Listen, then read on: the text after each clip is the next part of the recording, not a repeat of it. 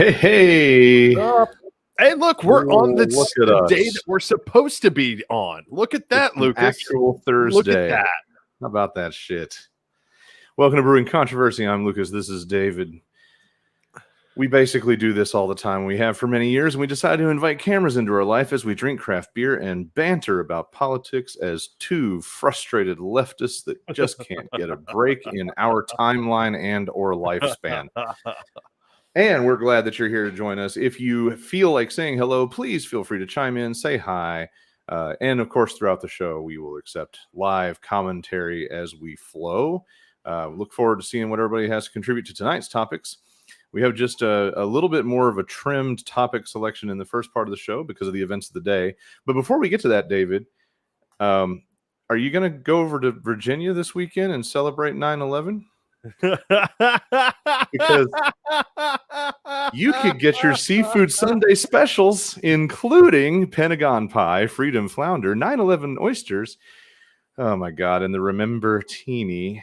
So this Never was the forget clubhouse. Although the first responder flatbread was, I'm like, you all really didn't think this one through. Yeah, Flight 93 redirect. Like seriously, I mean, this just doesn't get better. The more you stare at it and the more you get into the details. So this was the clubhouse. It's apparently like a seafood joint at a harbor in Stafford, Virginia. And they caught complete and total hell from doing this attempt at a special. And they... yeah, it's awful. And they had to apologize, and they pulled it down off their social media. And it was interesting, the article that I was emergency skimming, because David sent this to me right before the show. They said that the community has a whole lot of military families. So this is like just layers of tasteless. It's astonishing. If you want to go look at it yourself and read all the bad press, it's pretty easy to look it up. All you gotta do is look up the Clubhouse 9/11 menu in Google. You'll get a million stories about it. Wow. Just wow. I don't know. Some people, man. It's not President's Day. It's not like it's somehow managed to be less classy than a mattress sale. Right. But it's in the same vein. It's exactly the same vein. I don't get it. This is why some people should not be allowed to own and run businesses, and it's why a lot of them, it's like if they selling are, raspberry have to have kamikazes. consultants like me. Yeah, it's like selling raspberry kamikazes on December the 9th, right? Did you? Anyone? Come on. At least someone give me a rim shot. We don't have the soundboard yet, but one of these days I'm going to get a little soundboard here so I can have just like, random, drum riffs and fart noises and whatever else we have to have. So bad. Anyway, I hope you're doing great. We have a very special beer element tonight that we'll get to. We're both going to be partaking of the same beers for the first time in quite some time, which is going to be really fun. And we'll talk a little bit about the proprietors of that. And otherwise, we're digesting the death of the Queen today, and got a couple other topics in the works. So what do you say we start a happy hour? Yep, sounds like a plan. David has rigged up some special shit for one of his segments earlier, but let's jump in here with the one main hot take. We normally have done our hot take happy hour as multiple quick topics that we want to just banter about.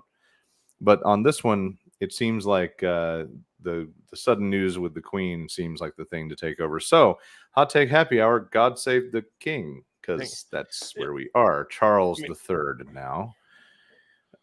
Which some people thought he would just abdicate and get the fuck out of the way. So here's the thing. I think that's the only way the monarchy is going to survive. I feel like the monarchy as it was is already, like, it died with her. It's never going to be as grand again. I was watching them run down the different family members, and I was talking to the TV. I was like, okay, baby George, you really better be beloved, because you're the next shot anybody's got at giving a fuck. Because nobody gives a fuck about William either. Well, I mean, they cared when they were like cute and young. No one gives a fuck now. They fired the hot one. So, I mean, it's true. I mean, here's the thing: is I suspect if it goes down as bad as it could, it may fall to Harry to save the monarchy. I think that'd be fucking amazing. Well, and I think because that would be you know brilliant. this is the problem that Elizabeth II had, and we if we're doing this right, let me go ahead and hit the button. There we go. Is it time? It's time David's for time old man machine. David's time machine. Yep. So, I mean, part of Elizabeth II's problem was that nobody wanted another queen. And there's a good reason why. Because less than 100 years before her had been Victoria, right? And Victoria, despite being like this super popular figure in British history and in Great Britain at the time, the elites in British society really couldn't stand her for a lot of reasons. She was too conciliatory towards the working classes. She was a woman, which offended them. I mean, the number of things that her husband, Prince Albert, was moderately progressive in his thinking. So when she was being trained, they were training her to be a nothing more than a figurehead, right? And this has really held back the monarchy a bunch, because if you look at Scandinavian monarchies, especially, which are probably the best example, they have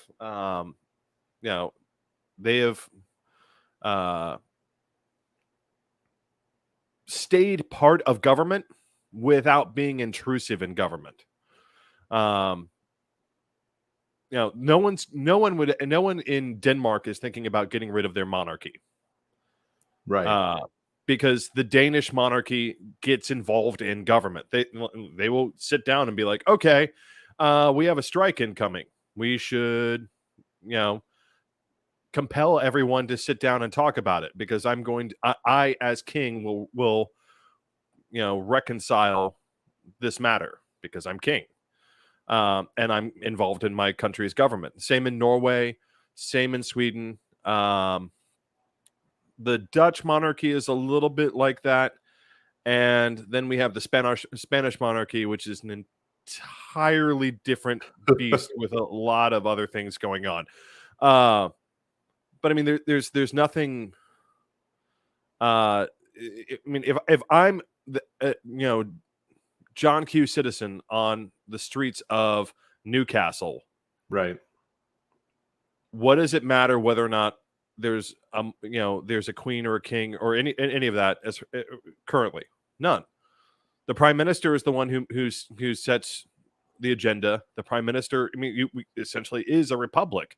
Any sort of check that the monarchy could put on asking people to sit down and think about things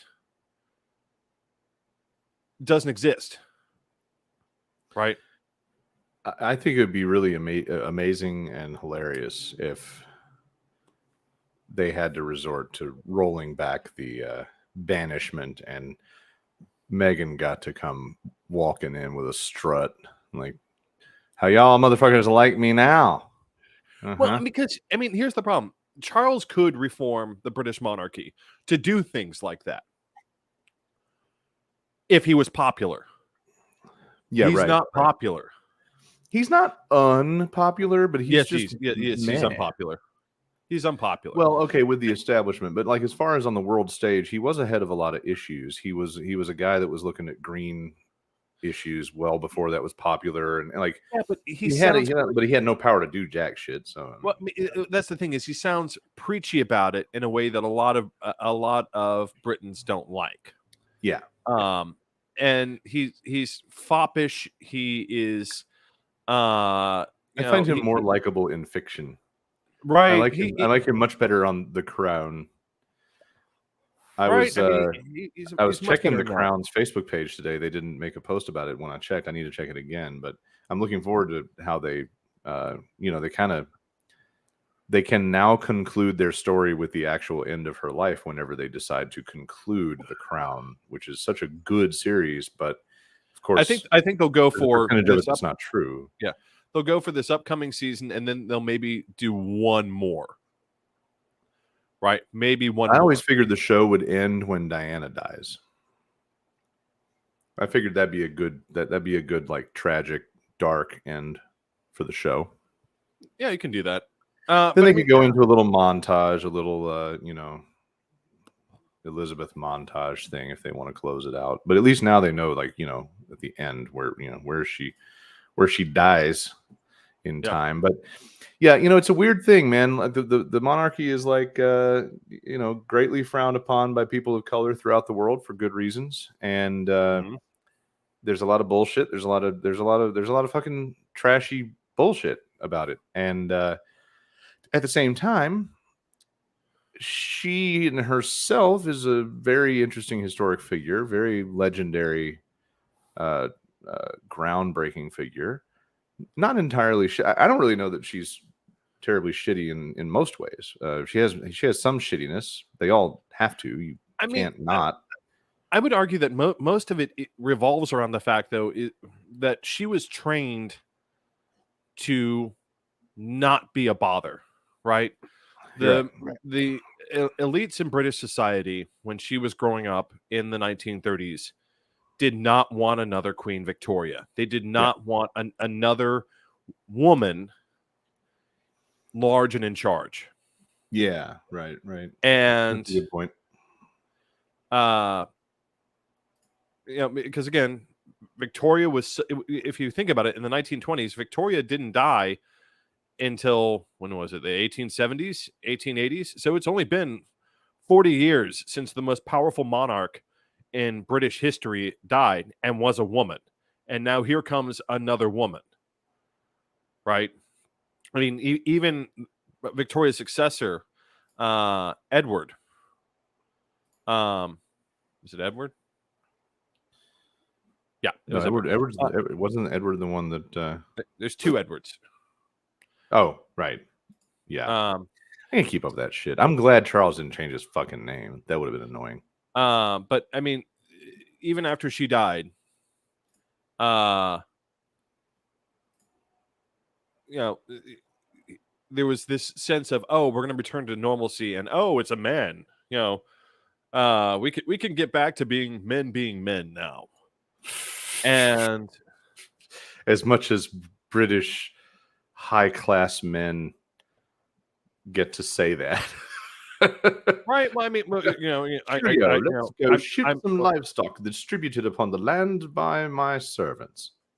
Well, no, it's more like I can go screw women as much as I want. I can go drink as much as I want and not be looked down upon by the queen, right? Because the king's doing it now, right? The king has special furniture made because he's literally so fat that him like screwing women requires special furniture.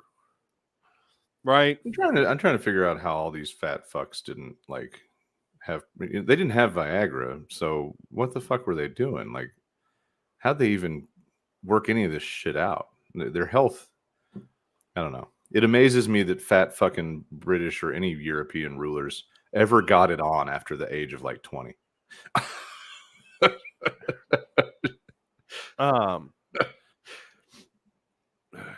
Yeah. Anyway, I mean, you'll never get that out of your head. No, it's there now. I can't stop it. It's unfortunate. It's very, very unfortunate. But I mean, I'm Henry VIII. I am. I take my Viagra by the gram.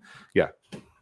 I mean, they really didn't want another powerful queen, and as a consequence, I would argue that most of the shittiness that we see in her is or have seen in her is the result of that training of, you are to be seen and not heard. You are not to bother anyone. The queen's speech needs to be the most prosaic thing that you can possibly put together. Your job is to be mother of a future king. Right? Right. Yeah. And that's what you're going to do. So,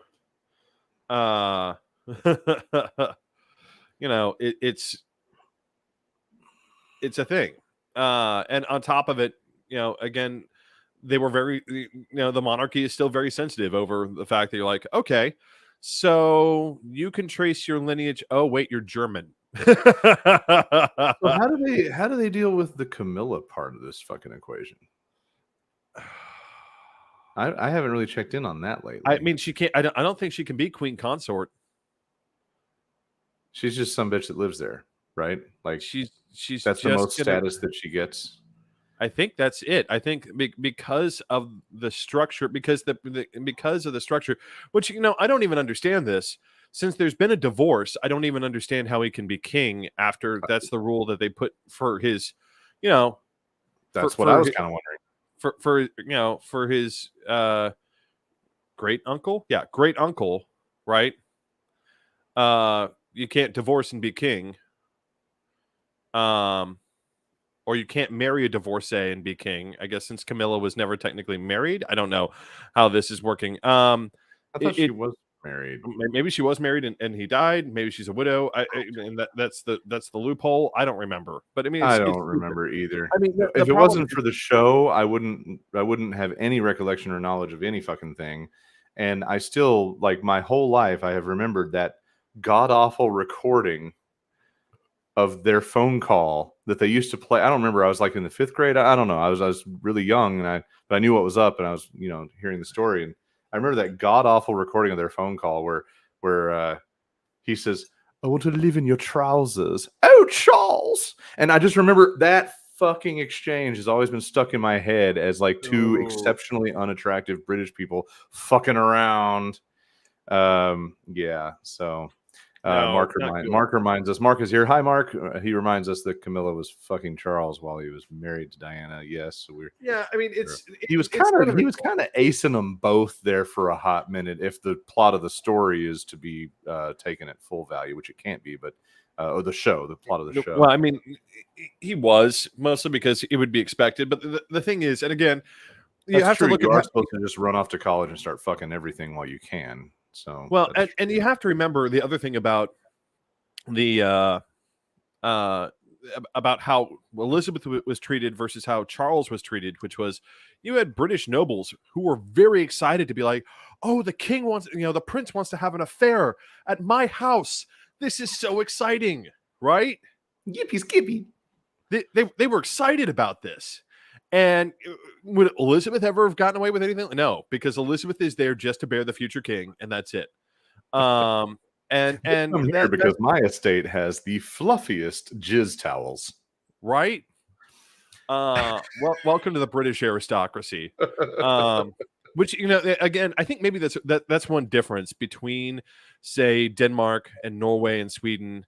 Why is the billiard table bumpy? Okay, keep talking. And England is. There's no Count von whatever in Denmark.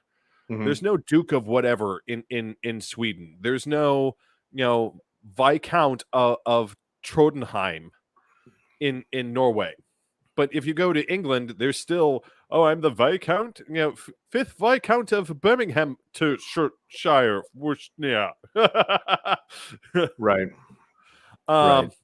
I'm there's still those noble titles that they're still playing around with, and I think that maybe there's a big differential. Sorry, go ahead. Well, I mean, I think that may be part of why, like, again, the aristocracy stayed in play in the UK in a way that it didn't in every place else that still has a monarchy, which I think is another thing that hampers. If I'm British Joe Blow in the street and I have to look around and say, so wait a second, you're telling me I can't get the nice seats at the opera because some asshole who's great grand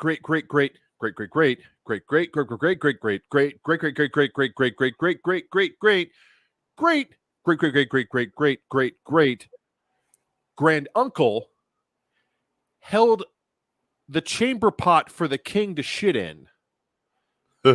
Right.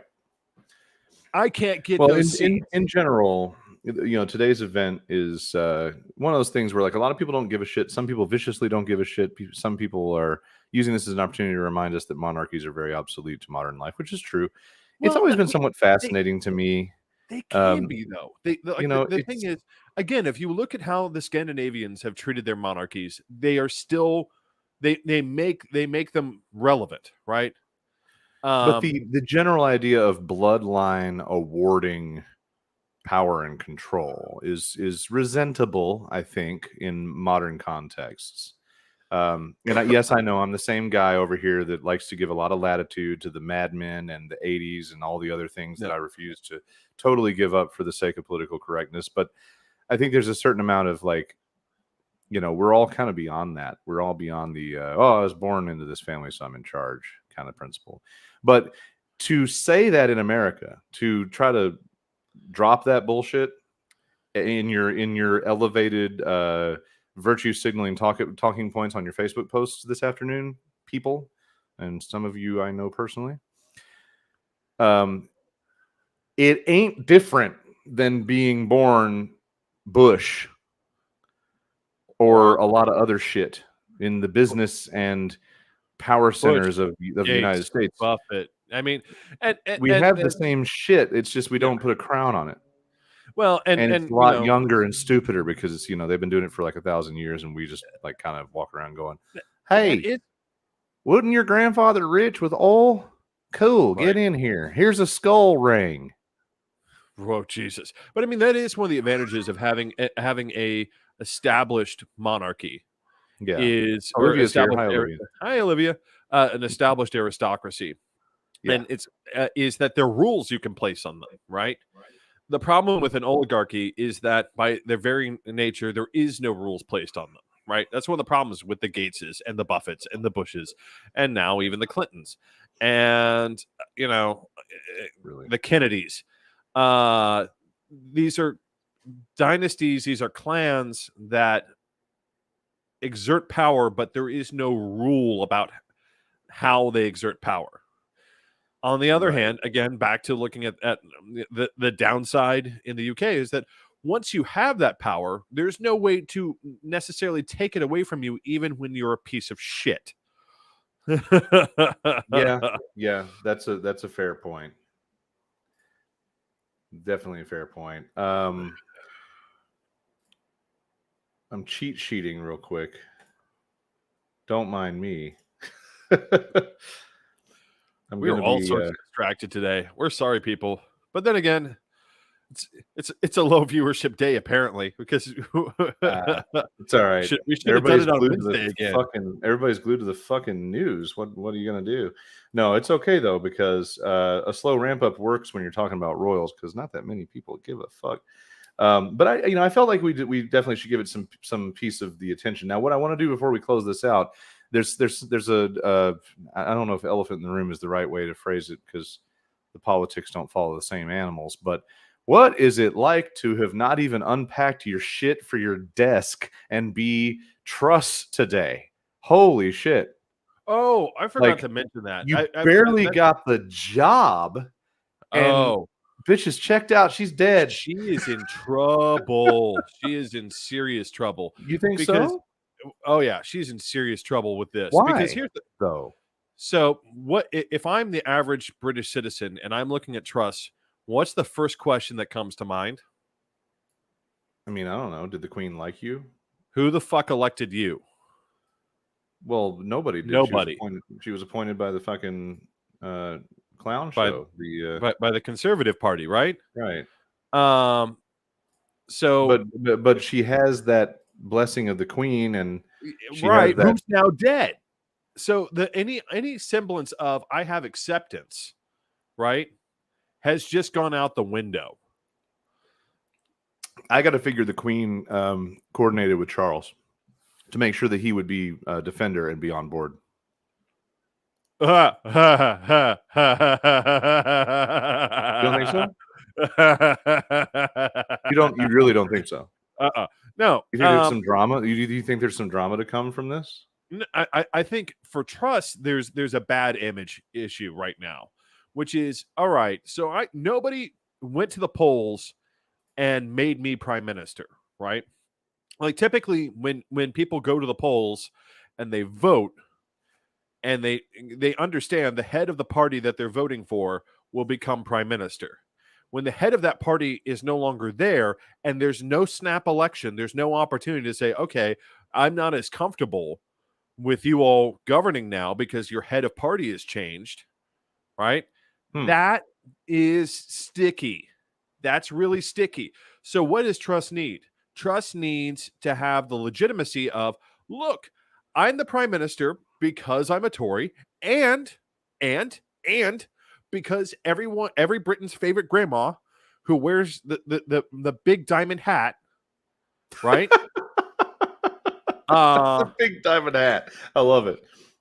It is says I'm your prime minister, right? Everybody's favorite grandma.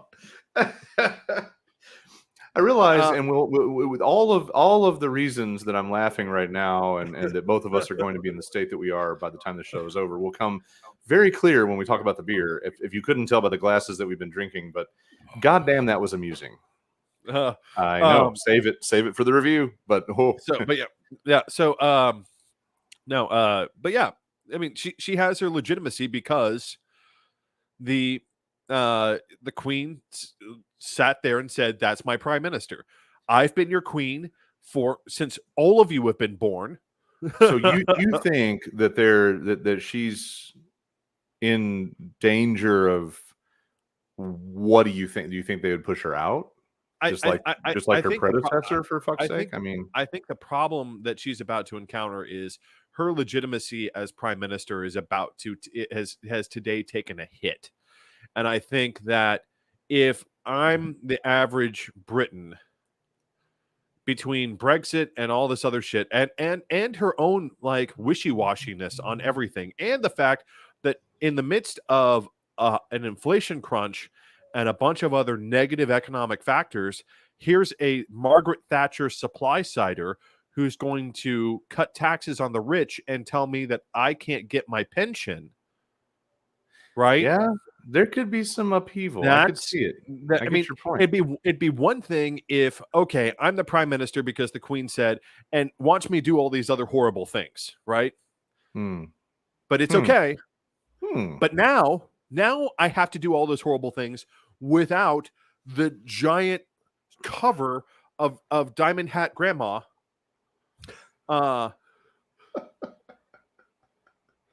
Giving me political cover because she said I'm prime minister. Diamond Hat Grandma might be my favorite nickname that I've heard. Wow. So, okay. Well, I'm glad I brought this up because I was just amused by the fact that she's like barely moved into the fucking office, and the chick that appointed her just appointed her like 2 days ago and then croaked. I mean, like, I almost would have held out on that, but I don't guess she knew that she was going to just have the light switch turned off.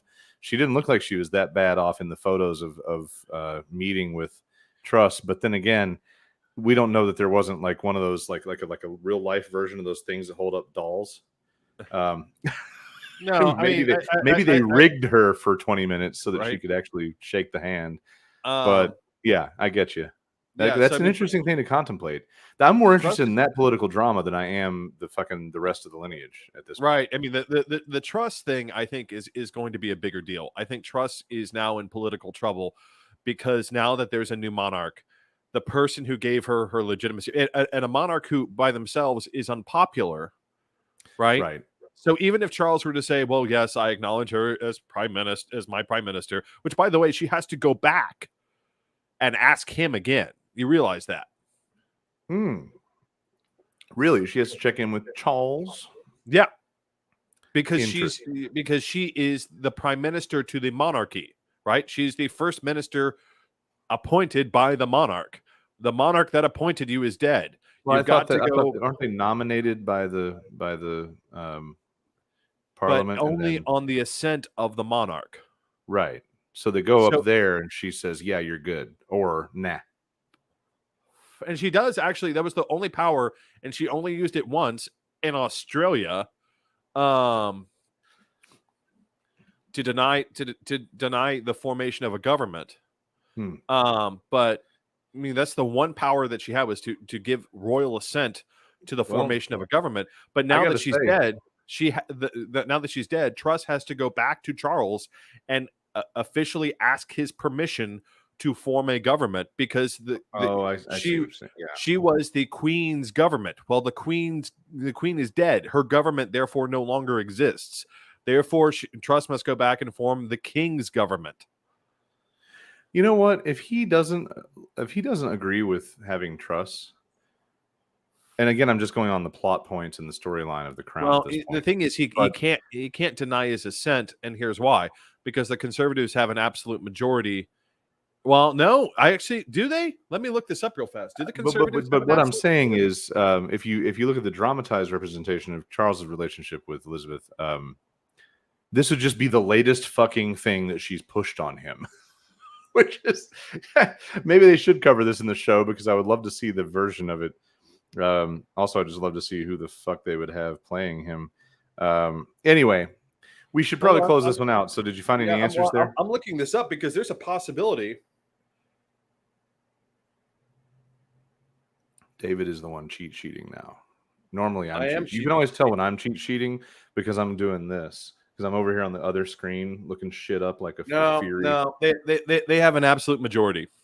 Okay. So he can't deny them the right to form a government, because they form a government all on their own. Charles has to be crowned first, says Mark. No, he does not. Actually, under British law, isn't he immediately king now? I mean, the coronation is a formality to acknowledge them as king, but he is king from the. And again, it's this whole idea of, especially modern monarchies, of as soon as one monarch dies, the heir is immediately the monarch. Well, that's why they had Operation London Bridge in place for fucking generations, or at least 30 or 40 years. So it's time to pack this one up, and this is the part of the show where we talk about beer for the first time. I'm about halfway through this one, and good and lit.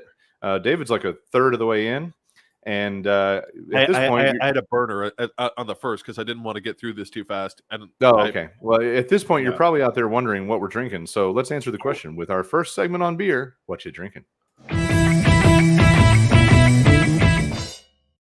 It's got kicked. So we have a special situation tonight. So those that know me personally know that I just went to Dragon Con in Atlanta.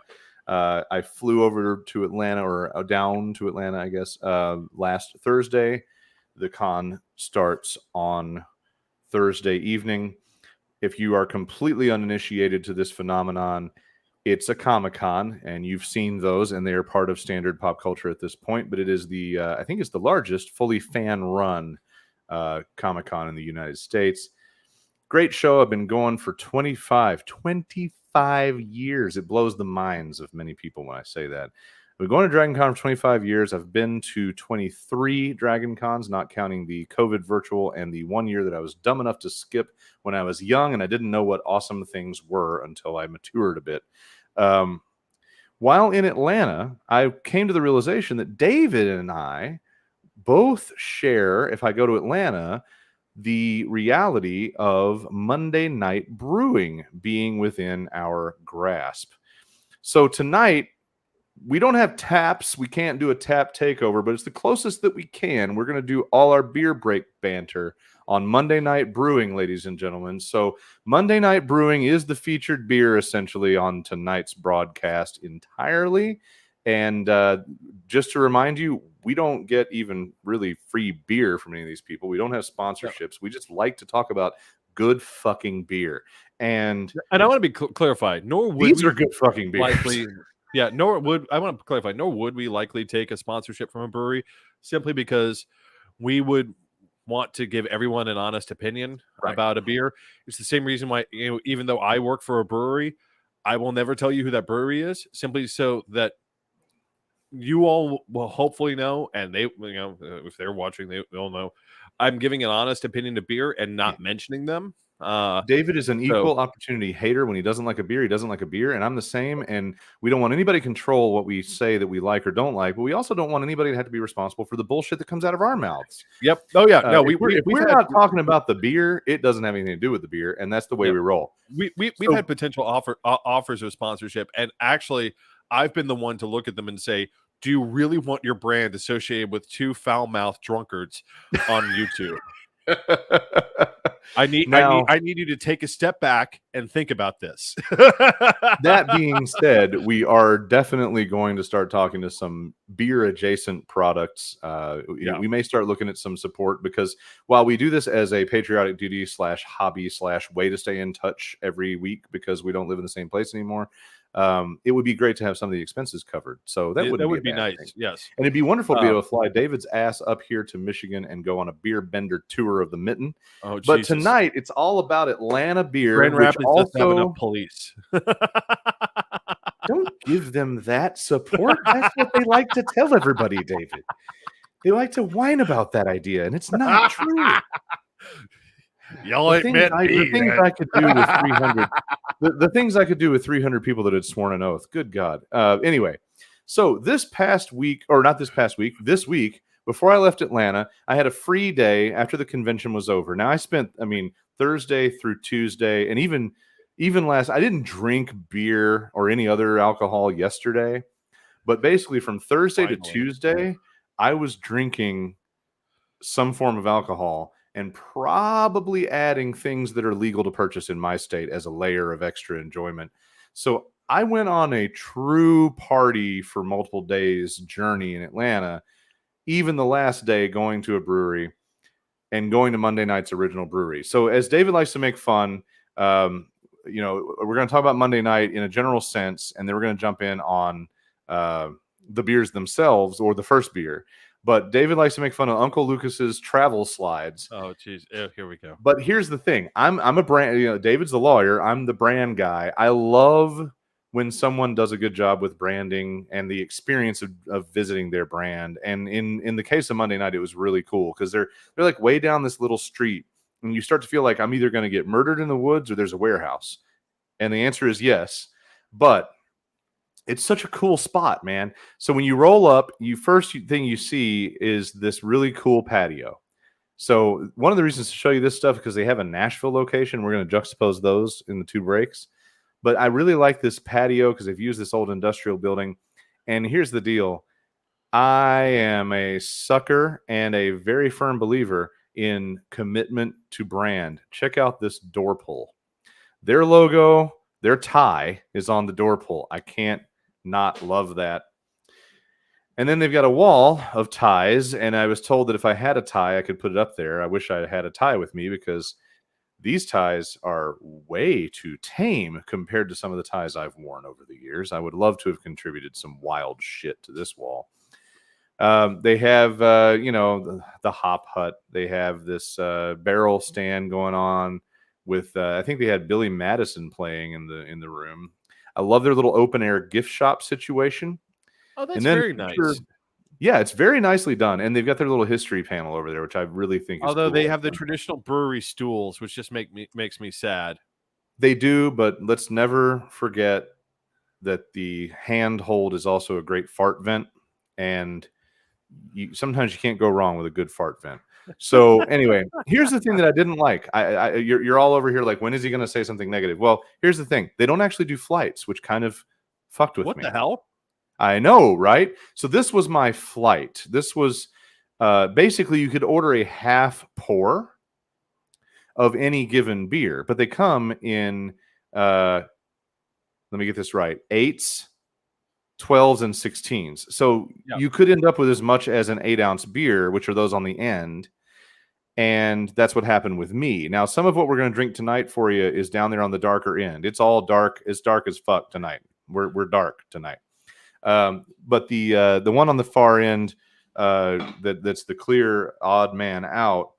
That one, I'm going to look it up and make sure I picked the right one. That one I've had before, and it was Space Lettuce Double IPA, which is their Gold 22 World Beer Cup winner. So Space Lettuce, great double IPA. That was the first one on the flight, and then I went dark. Anyway, these Space guys is good. They do a great job. It's powerful. It's powerful. Yeah. We're gonna get to that. So weekends are overrated. That's what we believe anyway. We brew balanced, flavorful beers for weeknight consumption. That's their line. And I gotta say, it's a cool what concept. in what universe is this for weeknight consumption, man? Yeah. So, David, do you want to show that bottle? I'll throw you in Yeah. on the big side here. David's going to show the bottle art. Spin that fucker around. This is a 12%er. So what we're drinking first is Thai 11, which is, I guess, the 11th release of their Thai One On, which is a strong ale. It's barrel-aged blended strong ale. And I really love this note on the bottle. As the world gets weirder, so do we, but in a delicious way. Well, and in our 11th anniversary blend, our barrel program manager and I wove together 8 distinct base beers from 25 spirit barrels. This magnificent mashup of stout, quad, brown, barley wine ale, and doppelbock is a demonstration of our underlying love, or undying love, of barrel-aged beers. And I got to tell you, people that have been watching us for a minute, and people that know me, and David, you know me. Yes. You know what I'm about to do with this, and you're gonna understand exactly where I put it, and then I want you to talk about it. For those that know me, I'm putting this in my personal Hall of Fame favorites. Right now, that Hall of Fame consists of Dragon's Milk, my Lord and Savior, and Bourbon County Stout series from Goose Island, and the Baroness from Fat Bottom in Nashville. And now I'm prepared to drop the barrel-aged strong ale from Monday night into that crowd, that elite small group of my favoriteest of favorites. It's really fucking good. 12%. It is, as I like to say on the show, it is black as hail. I decided to get out a stein for tonight, and it's my don't worry, I'm catching up. Game of Thrones Valor Mazulis sign. So yeah. Anyway, David, what do you think about this sucker? So I have a suspicion that this is a Solara. Now, granted, I've only had one, but this is not even close to the Dragon's Milk Solara that I had. So I don't know if do you know what a Solara is? I have what I think is an understanding based on the Dragon's Milk Solara, but it's the only one I've ever had. So it's multiple aged beers from multiple barrels. Right? Because what they're describing sounds a lot like a Solara. So for those of you who are unfamiliar, so the way a Solara fermentation process works is you take whatever you're fermenting and you put it in a barrel and you let it, let's say you let it age for a year. And then you have another barrel and you let that age for, let's call that 6 months. And then you have another barrel and you age that for, let's call that 2 months. And then you have another barrel and you let that age for a month. And then what you do when you go to a final barrel and you take a little bit of the stuff that you've been fermenting for a year and you put it in the barrel. And you take a little bit of the stuff that you've been putting in for 8 months and you put that in the barrel, and a little bit of the stuff that you've been putting in for 6 months, et cetera, et cetera, et cetera. So you end up with a blend of flavors, right? Some of which have taken a lot from the barrel, some of which have not, and have sat and fermented for a while, and some of which have not sat. I am a big proponent of that when it comes to barrel aging, simply because one of the problems that you can easily run into when you just throw beer into a whiskey barrel is it can taste a lot like you never took the whiskey out of the damn barrel if you let it sit too long, which is a problem, right? It's a serious problem when you're doing this. I can name one, and I will straight up name Tennessee Brew Works and their 1927 as guilty of this. It pours and tastes exactly like whiskey, and it's so rough. Well, there's a stage by stage element to Solara. It's not just the different stuff. It's also different stages blended together. Right. I mean, and so when I suspect when they're talking about what they're doing with all these different beer types, I suspect that this is a Solara beer. Here's the reason I don't think that the reason I don't think that applies to this. I think this is just straight up a blend. I don't think it has gone through the stage by stage development of the Solara. It could be that that's the only difference, but I really feel like this is blend. Solara has sort of a process to it. I think that might be the real difference, but it doesn't come in the same way as the Solara, the one that I've had. I'm trying to be very fair that I've only had one, but also it doesn't have to be dark for those. Solara doesn't mean dark necessarily. I mean, there are plenty of them that are practically So I mean, transparent. Solara is most typically applied to Spanish style wines. Like a lot of time when you see Solara being used, Mark thinks they were in the middle of nowhere only because we don't live in Atlanta. Mark gave me a lift to drop me off at Monday night, actually. And it is like right around the corner from the IKEA for those that are playing at home. So it's not that far off the beaten path. It just seems like it, especially when your navigation is lagging and you miss the turn because your navigation failed to tell you. And Mark was afflicted with that problem a little bit, but we got there and it was great. The one in Nashville is a little bit off the beaten path out in East, but I don't know if I would say that, but I'm going to gush. I'm going to verbally jerk off all over how much I love their location in our second break. Yeah, no, their location is great. Their location is better than any of the ones that for the brewery that I work for. To me, their location might be cooler. You know, I'm going to go ahead and say it. I think Monday Night Brewing in Nashville probably has the coolest location of every brewery. Now, the only cool. I wouldn't have said that if Yazoo were still in Marathon. Yeah, if Marathon was great, and I was sad to see Yazoo abandon Marathon. But also, you can't grow a brewery in a matchbox. I mean, no, you can't. And I understand why they had to abandon Marathon. But definitely that was one of the cooler spots you could be in. I almost wish that they'd put that the people who want to transform Cannery fail, and we can turn that into a brewery, because that would be awesome. Boom. There you go. That'd be badass. That would be freaking, and like to turn the ballroom into a ballroom / brewery. Oh yeah. The place is already ready. I mean, if you've ever been to all of it. And there's plenty of space backstage. Everyone who watches this and may freak out and be like, "Well, where will we put all the people?" Dude, you know what? Ever seen the backstage at Cannery Ballroom, it's huge. Assuming that someone nearby, like Tennessee Brew Works, didn't just slide over to that building, it'd be really interesting to start a brand new brewery in that building and call it Have Mercy. Have Mercy Brewing. Oh, yeah. This is why you're the lawyer and I'm the brand guy. Oh God, that'd be amazing. But anyway, Cannery blend. Anyway, aside from the process, David, what do you think about the taste and the vibe on this brew? So recently I had a beer from a brewery. A beer from a brewery. But I haven't reviewed. I kind of want to review it later on, so I'm not mentioning it. Sure. But the amount of alcohol phenol in it was intense at the top of the keg. This is, even though obviously since it's bottled, it's not from the keg.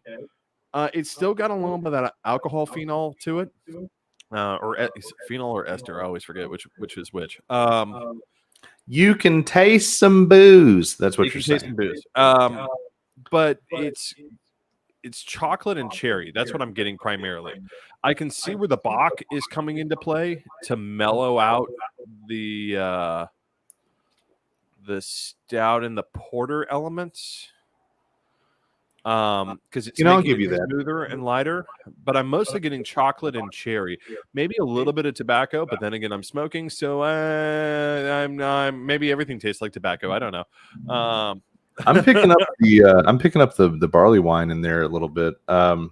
We incorporated Brazilian Amburana wood and created a unique body flavor of Madagascar vanilla, rounding out the edges. I do pick up some vanilla.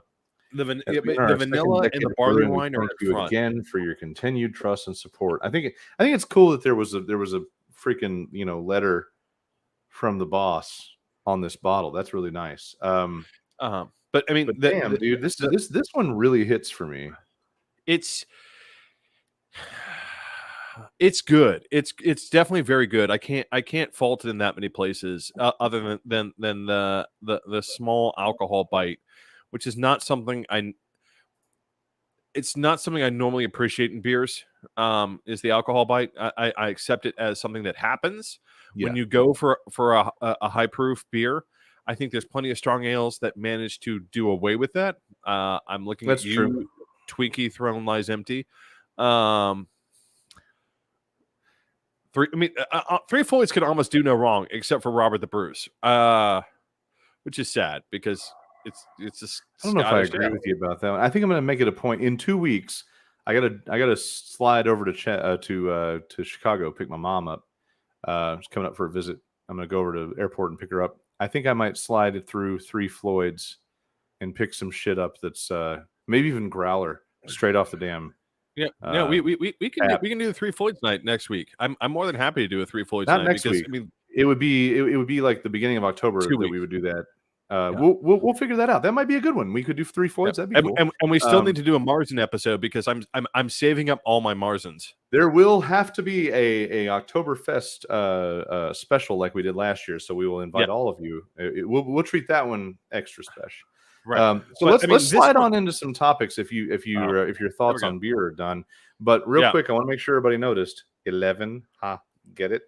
Right. No. So just clarify. I think it's great that they make that out of ties because where I am, my distributor has a longer memory and therefore has older bottles. So I have last year's anniversary ale as well, which I had to go back and exchange. Yeah, I had to tell him be careful you get the right one because they told me like they're very similar.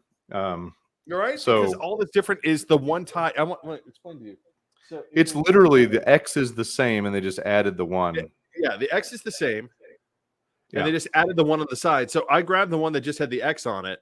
So he grabbed that one, and I was still sad. I was still sad that they didn't have some of the ones that you can still get in Nashville. So if you're in Nashville, and this goes for you too, David, and you want some great Monday night stuff that you cannot pick up, at least in Atlanta. I don't know about Monday night in Nashville.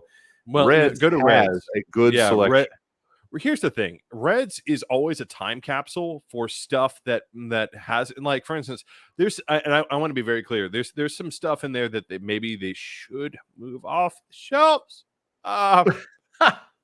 because explicitly the brewer says move this off the shelf after this date. And that's fair. They have stuff that is still sitting on the shelves. I'm looking at you, Maine Brewing Company. I'm sorry, your shit ain't moving down here. I have bad news. You look great. I haven't had time to buy any of your massive bottles and their expensive price tag. I would love to sometime. But that's the other thing. Speaking of massive bottle, like this is not quite a bomber. The next one is bigger. The second beer we have tonight is in a bigger bottle. This one is a pint.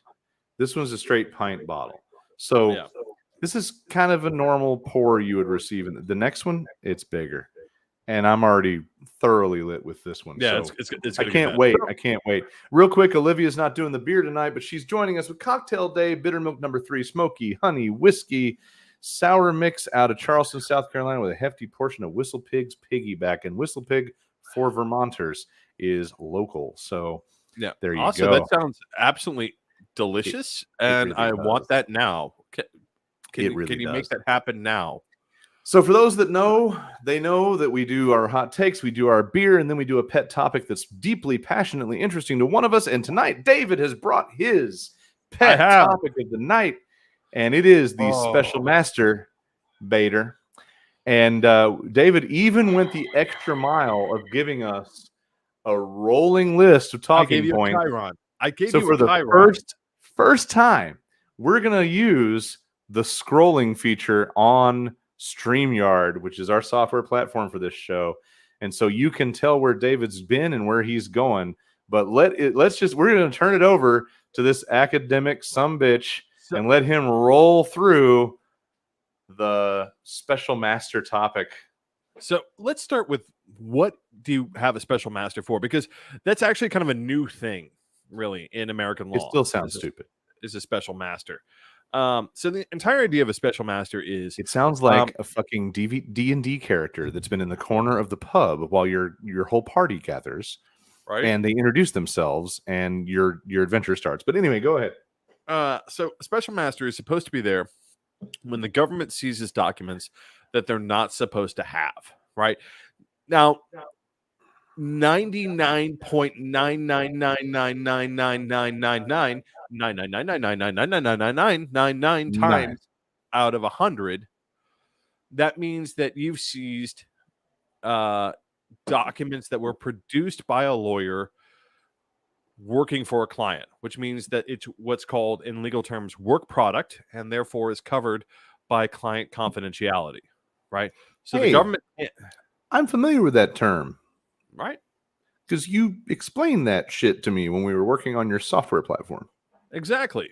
So client confidentiality means that if I do something for you, right, as a lawyer, then that the government can't see that unless I helped you do something illegal, right? So uh that's what a special master is supposed to be there to do. So, oh, my lawyer sent me a letter, right? And you seized a bunch of documents, and you can't see this letter that my lawyer sent to me, right? You can't use that as evidence against me. You can't use that to go search for something else. You have to pretend that if you seized that letter when you seized all these other documents, um, you can't use that. So a special master is supposed to be there to say you seized a bunch of documents and there was some confidential stuff in there from me between me and my lawyer. So therefore, we need someone to separate out the documents that you can see from the documents that you can't see. That's what a special master is supposed to do, and it's a new idea. Typically, we would just, the judge would simply look at all the documents and simply say those documents can't be used. Right? I'm taking them away from the prosecution. You can't use those anymore. Yeah, it does sound like some weird D&D shit. It's a role for a special master. So what Trump did was Trump has tried to say that the government documents, I want to be very clear, the government documents that were seized from his little stickball playland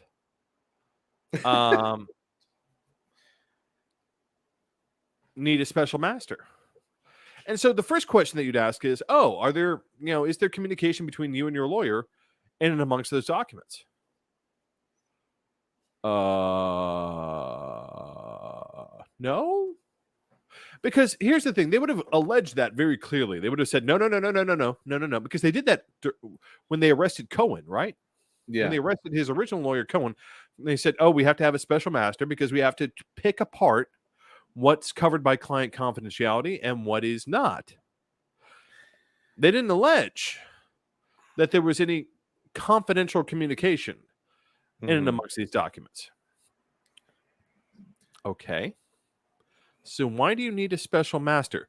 Well, here's where the bullshit starts, ladies and gentlemen. Oh my God. It's a freight train coming straight down the mountain from West Virginia. It is heavy with the bullshit. So the first element of the stupidity of this judge's decision about we need a special master is apparently we elect kings, not presidents. Yeah, really. So this is one of the points that she makes. So traditionally in American law, the presidency is considered an office, right? It's an office, not a title. It's an office. We don't actually elect an emperor. We effectively elect an emperor. Let's just be fucking honest. But we don't actually elect an emperor, right? It's a matter of... Yes, Ty, this is the David Knows Everything section. In this case, this one's in his wheelhouse. He doesn't have to make much up on reading a legal opinion, but no, I don't. I defer to him in these cases. So there goes another motorcycle for you, but it was getting hot in here, so that's what we're doing. Apparently, we now elect a king according to this decision because it's no longer the office of the president; it's now the title of the president. Once anointed, always anointed is what Trump seems to be rolling with. What? No, once you're not president, which is crazy to me, because as a fellow narcissist, I can identify with that motherfucker in a lot of ways. It's one of the reasons he pisses me off so fucking much. But even I tell people I used to do that. I ran into somebody at Dragon Con who I'd never met in my life. And she said something about like, oh yeah, you run shows in Nashville. Well, I don't live in Nashville anymore, and I don't run those shows anymore.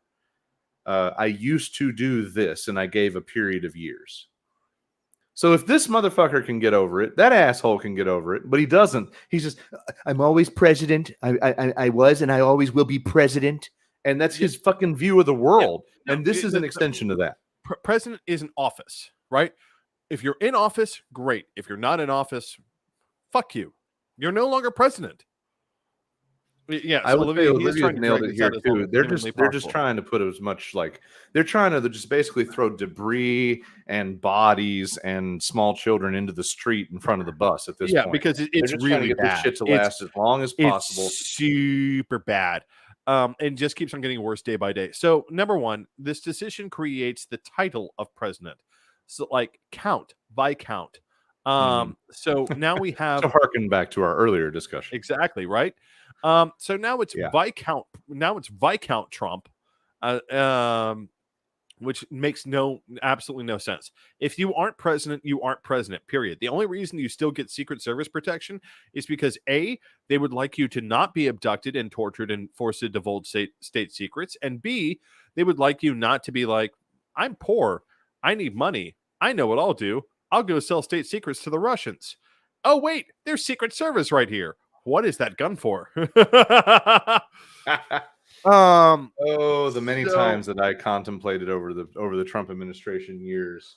That's why ex-presidents still get Secret Service protection, right? It's not because they're still president. It's because of the information that they've been given in a very public manner. You know that people know that they've been given. You know, not that someone handed them top secret documents publicly, but that everyone knows that they have had access to top secret documents.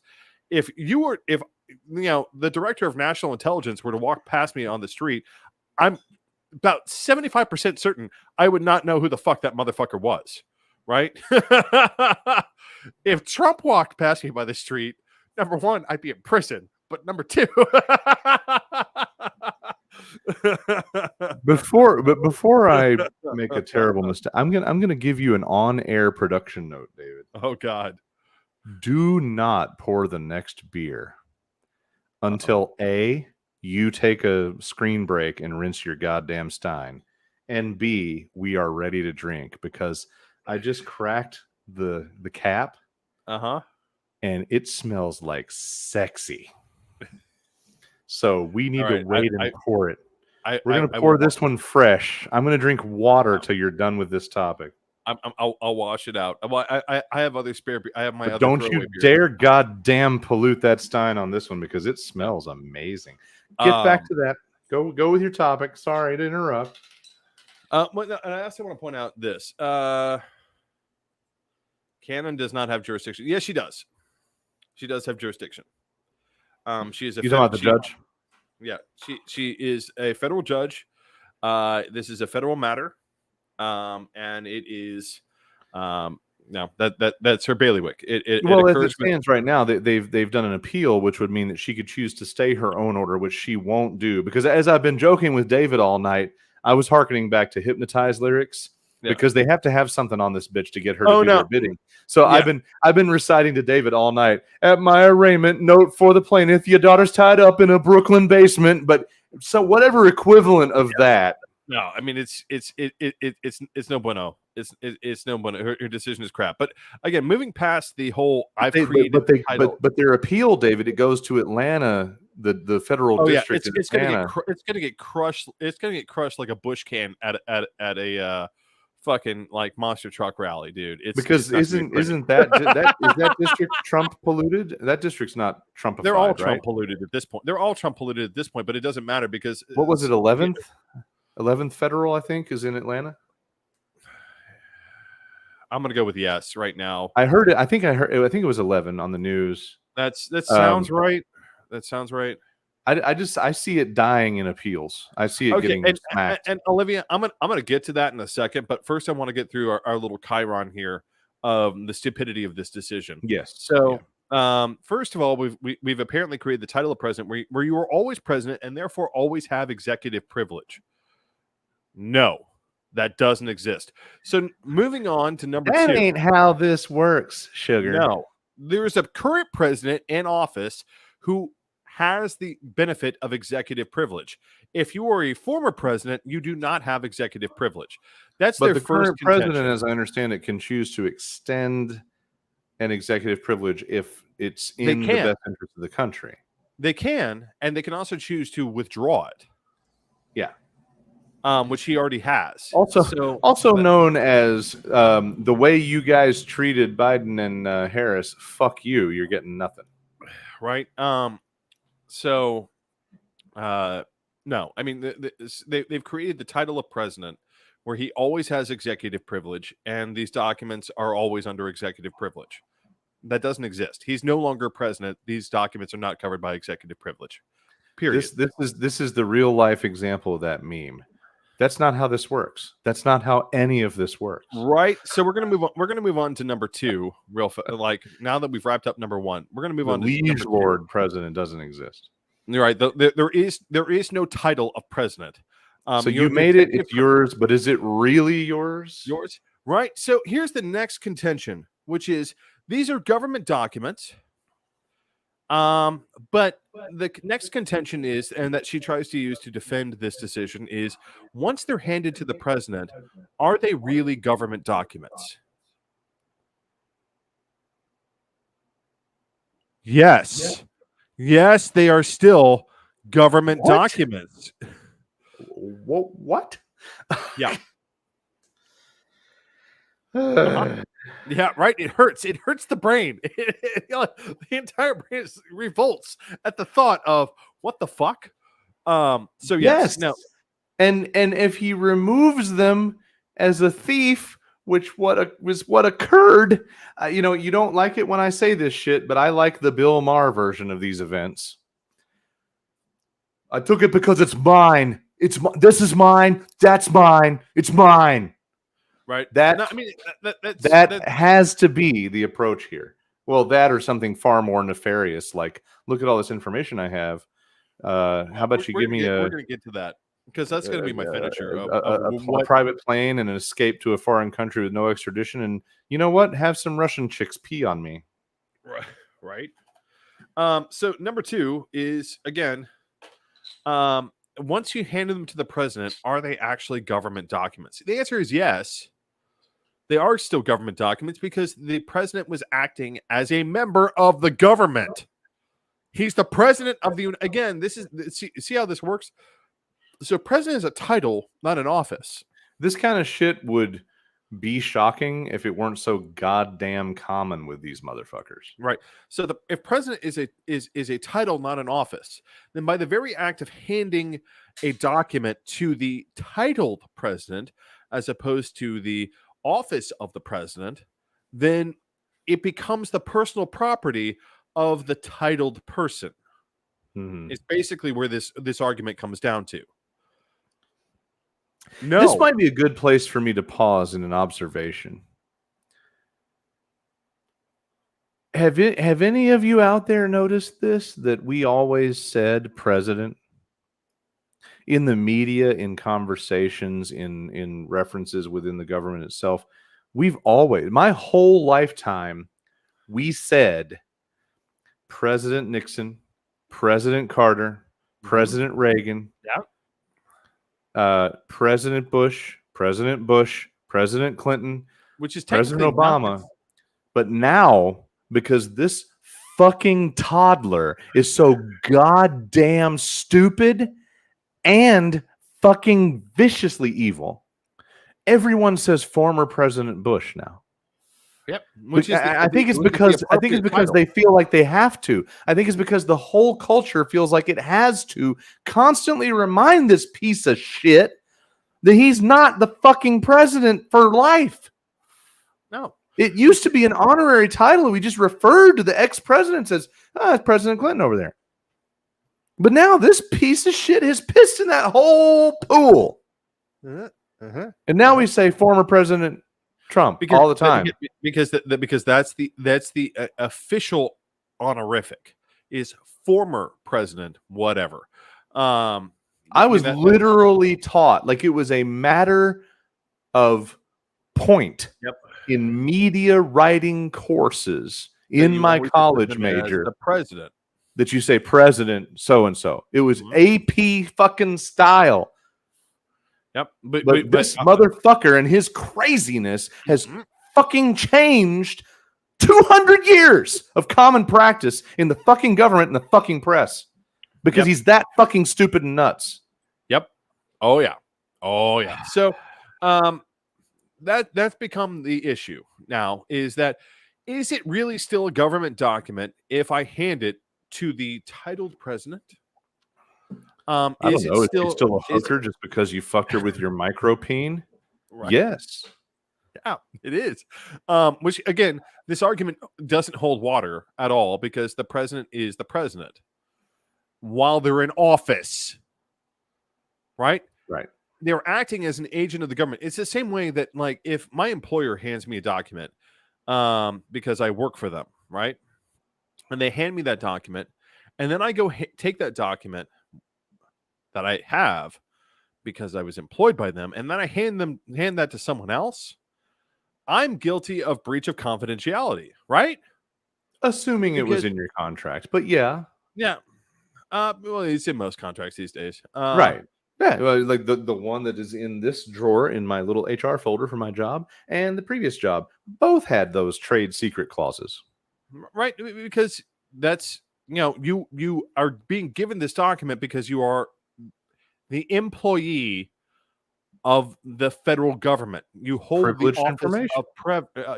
office of president. You are not the titled president. You are the occupant of the office of president.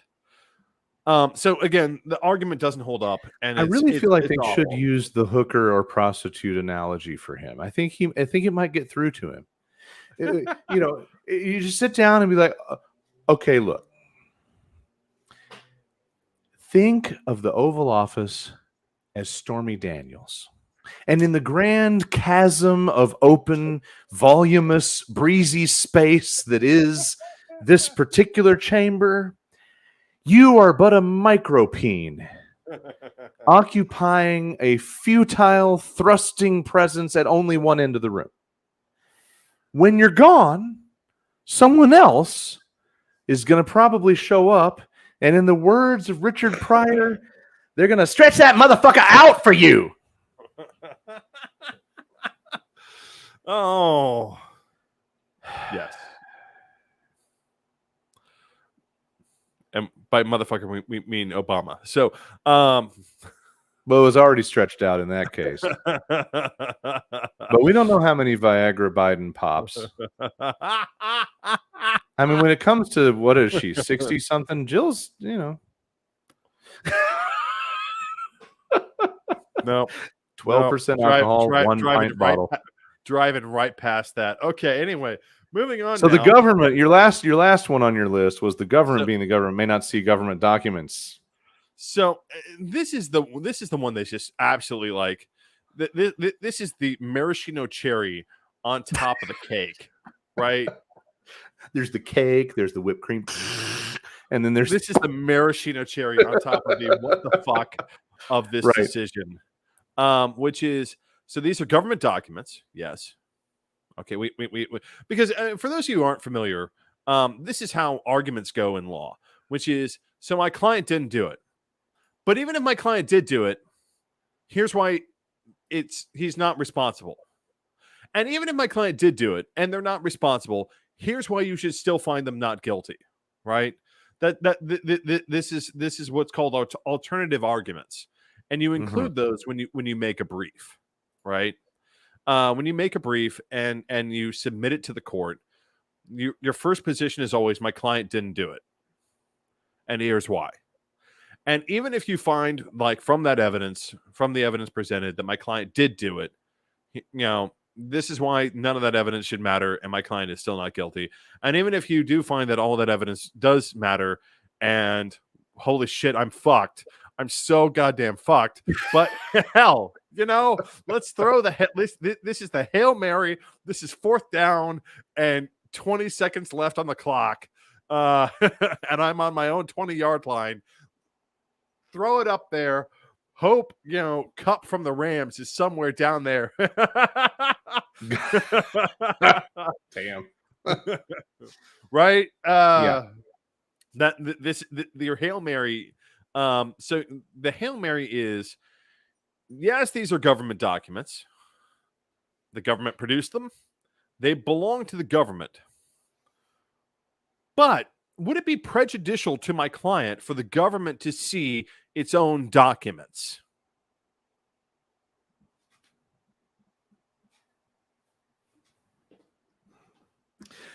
This chick better stay in this role and retire from this role, because she's never going to work again in the legal field once this is over, right? Like, she signed on to the biggest clown show she could, so right? Bad. Like, it's so bad. It's so bad. I mean, it is the definition of stupid. The National Archives has an absolute right to take possession of government documents. Yeah. It's kind of their job. Yeah, exactly, right? Like, it's kind of the whole thing they do. This would be like saying that David nor I should be taking possession of beer, which might in itself be a true statement. But fortunately, neither one of us has gotten into enough trouble ever to bring that to fruition. Dude. Oh my god! It is the dumbest legal statement that I've ever seen in my entire life. A series of legal statements, which is, we need a special master because the government, knowing what Trump had in those folders, would be somehow prejudiced. And just to clarify, like, where she's coming from in this, it's coming from a semi-Fifth Amendment argument, which is the Fifth Amendment says you don't have to incriminate yourself. But let me explain how she wants to apply this Fifth Amendment. So the cops show up at your door, right? And they say, we have a search warrant for your house to search your, to search your bedroom, search everything. And for you to stop in front of your, like, I don't know, dresser or something and be like, you know what? I'm not going to allow you to search here because it would be self-incriminating. That's not how that works. The T tape is in the top drawer here, so nah. Police are gonna look at you and be like, "Oh fuck, I am searching that extra hard right now." Like, I literally have literally my erection has just gotten beyond any point where I knew was possible. The throbbing schlong of justice is excited. Yes. It really makes you wonder if these top secret documents like also have post-it notes with little like scribbles about who to sell it to. Like, document nuclear secrets of bases in Nevada. Post-it note, sell to Pootie Poo. Like, what the fuck could possibly be the case? Here's where I think that and to answer one of Olivia's questions, this is where I think not that question. Where was it? Was before. All right, this one with the it gets worse every day. Information on some foreign nation nuclear program. I'm almost positive that now that, again, I want to go all the way back to who would Trump have sold secrets to? Pootie. It was all no, it's not Pootie, because Pootie would have been too obvious. It was always going to be Israel or Saudi Arabia. It was always going to be Israel or Okay, Saudi all Arabia, right, and I'm fair almost enough. positive now it was Saudi Arabia. I'm almost 100% I mean, positive do that they it was even have to Saudi work that Arabia. hard though? They're like so close. Like, I mean, I would have thought But W would have but told them everything they ever but wanted to know. whose foreign nuclear program? Everyone else knows everyone else's nuclear program, right? Yeah, Except for one nation. Only one nation owns nukes and publicly declares at all points that they don't have nukes. Israel. Who would benefit most from understanding whether or not what kind of condition those nukes are in and how many of those there are? Saudi Arabia. decent theory. Um, See, my money was on telling Russia what everybody has, so that Putin would know but how the much Russians. trouble he would be in Here's the thing: is Ukraine. everyone already knows how much everyone else has, and it's considered a safety measure, right? Right. It's a safety measure for the Chinese to let everyone know how many nukes they have.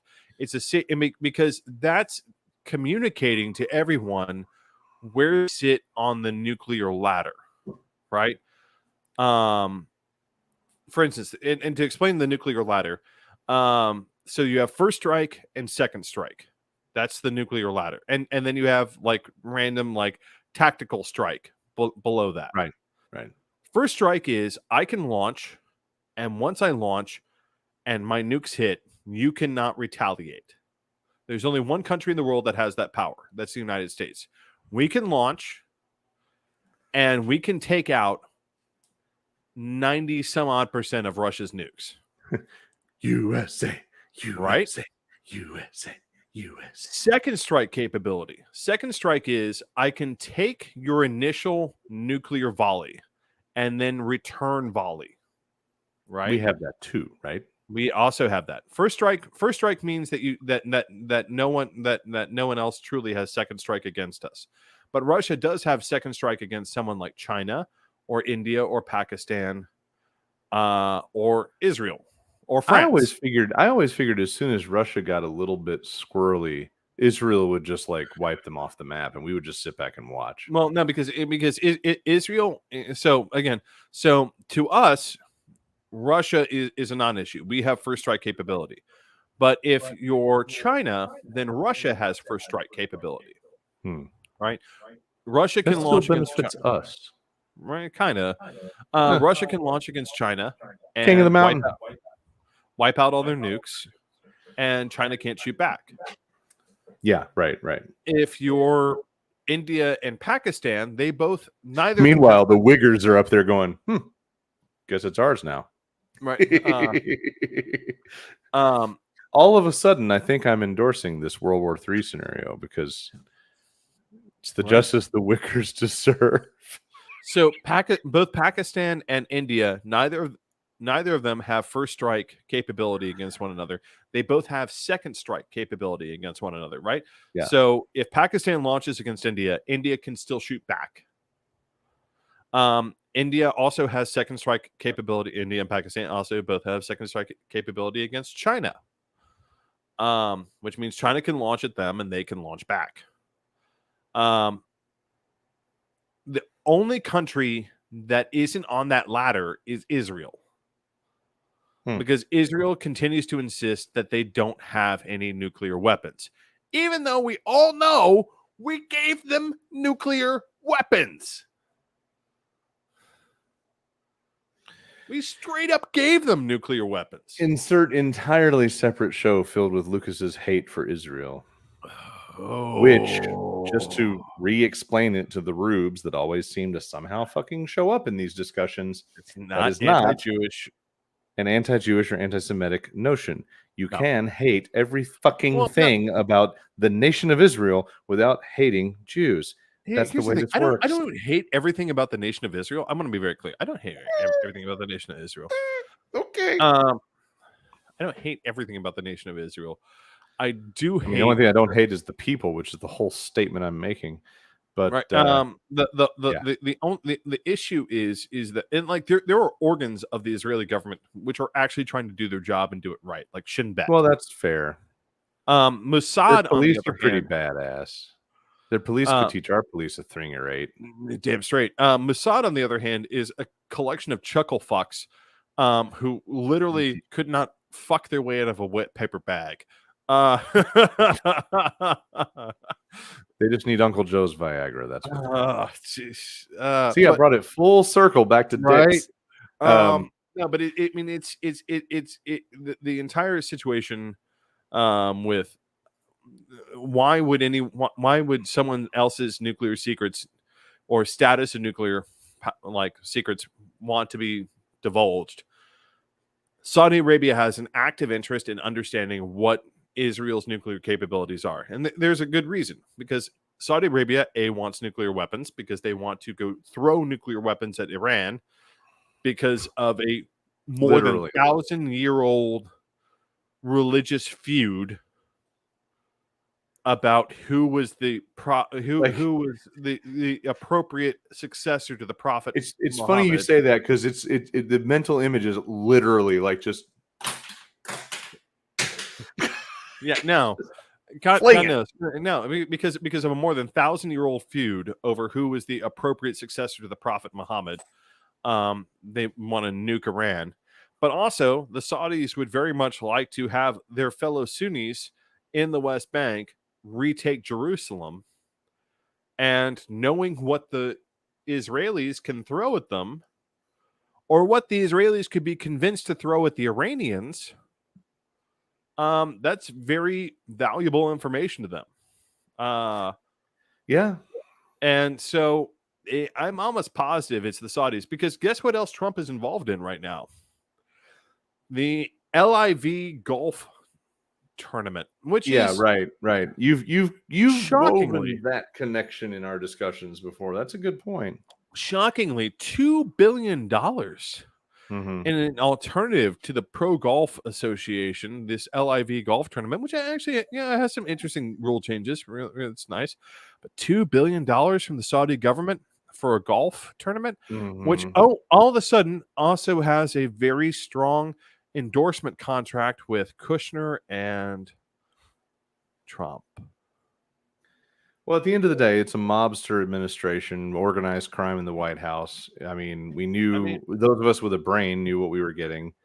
It's funny you had mentioned all of these rivalries and all these military standards of conflict, because our next beer is named perfectly in transition. So David's going to do the responsible thing. He's going to rinse his stein, and I'm going to introduce the next round. So, ladies and gentlemen, if you've got them, pop them. It's time for another round.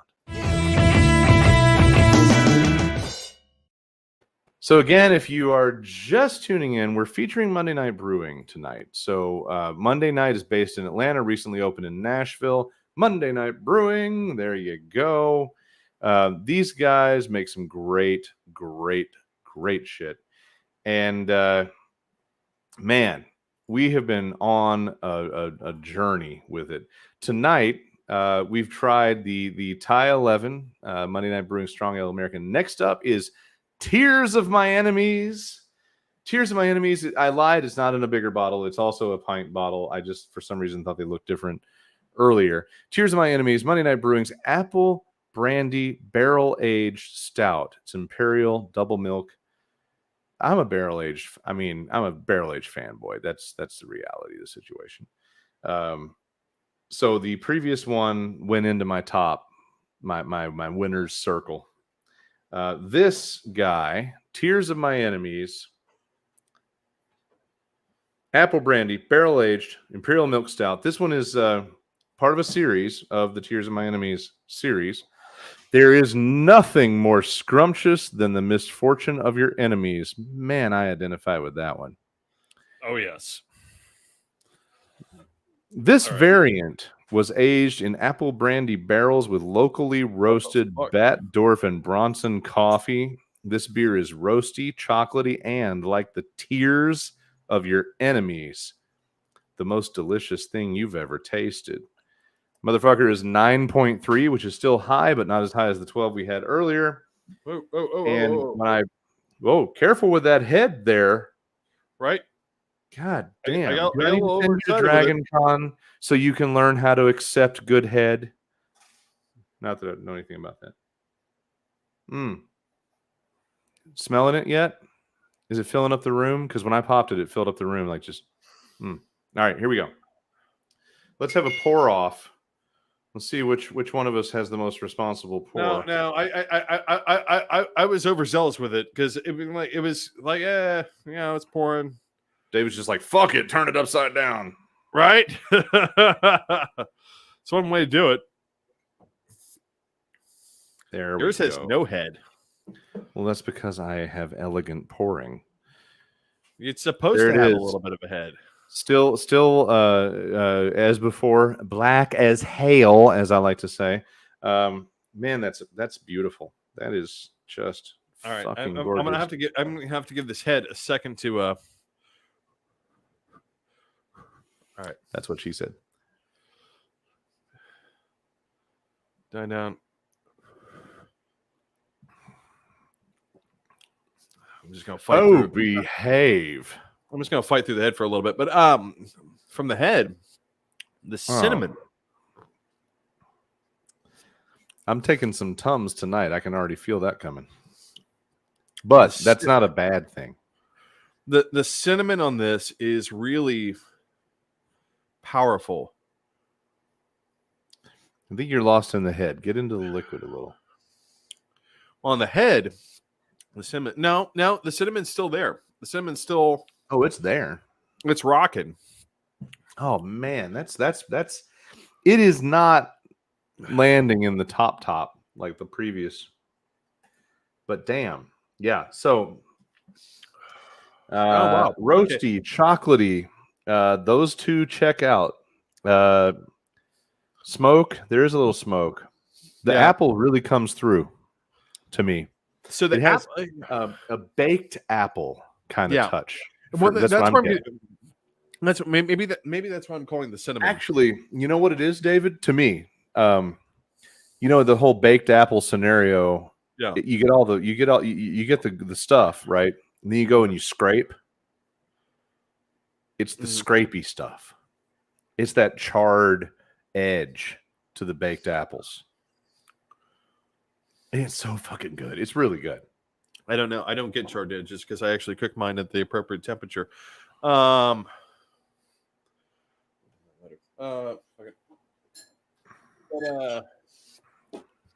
No, I mean the apple is definitely coming through. It's a lot of.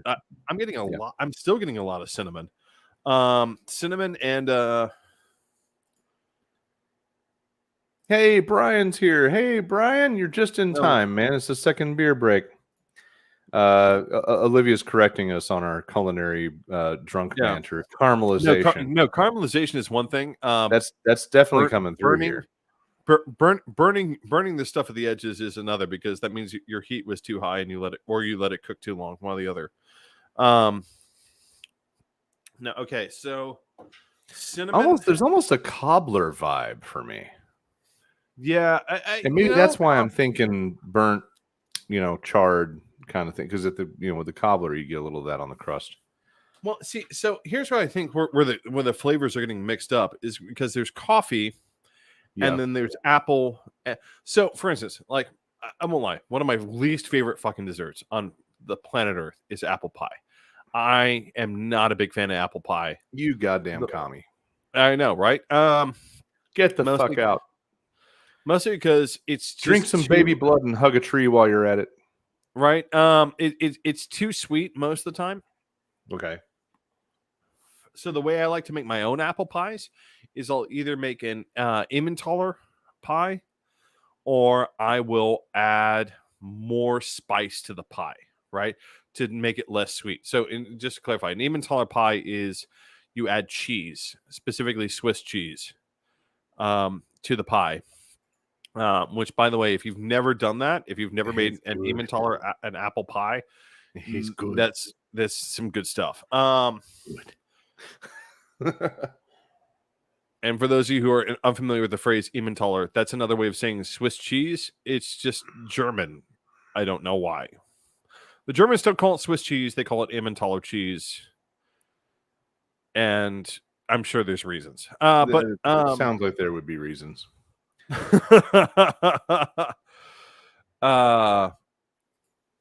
This is. Man, it definitely works in the Tears of My Enemies series. Well, I mean, I still have, and I deeply identify with the concept of Tears of My my Enemies. peanut butter cup version. Yeah, fuck you, and your peanut butter cup that you can still buy in Nashville, and I couldn't get when I was in Atlanta.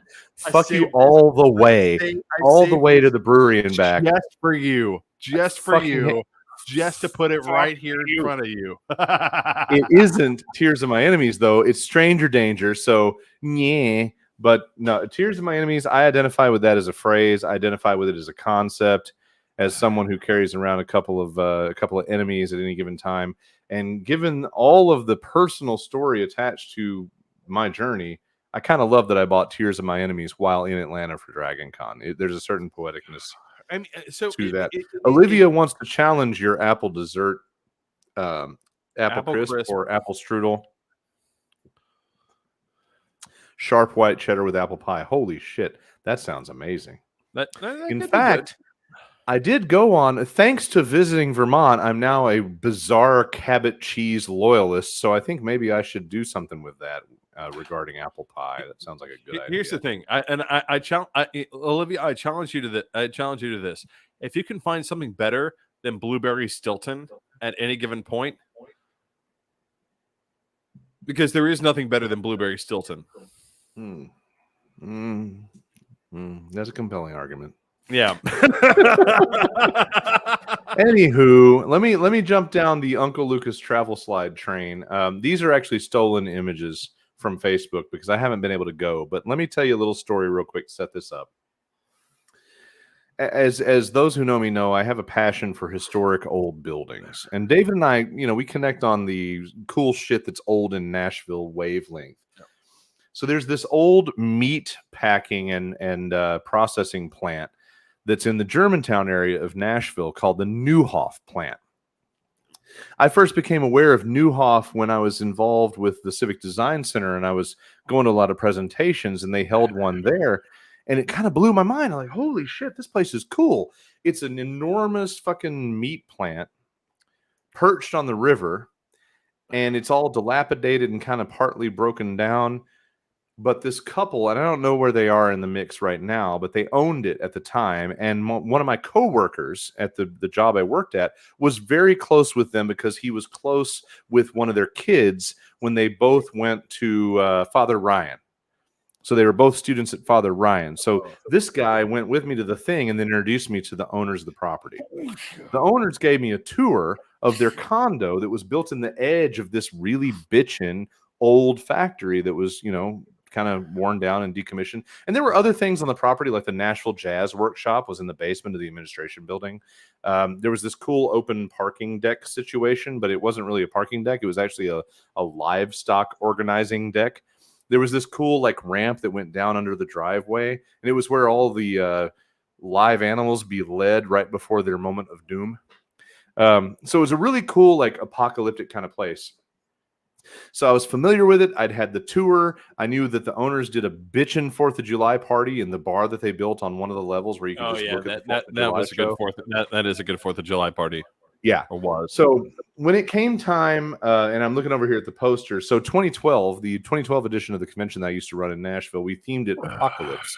We took our mascot in her apocalypse attire, and we had permission, because I knew the owners, to go out and roam the property and take photos in a post-apocalyptic setting at this old broken down plant. It was perfect because it looks like a bombed out location. And so you marry that costume and the attire of a just a wrangler running around gathering shit, survival mode, with this background.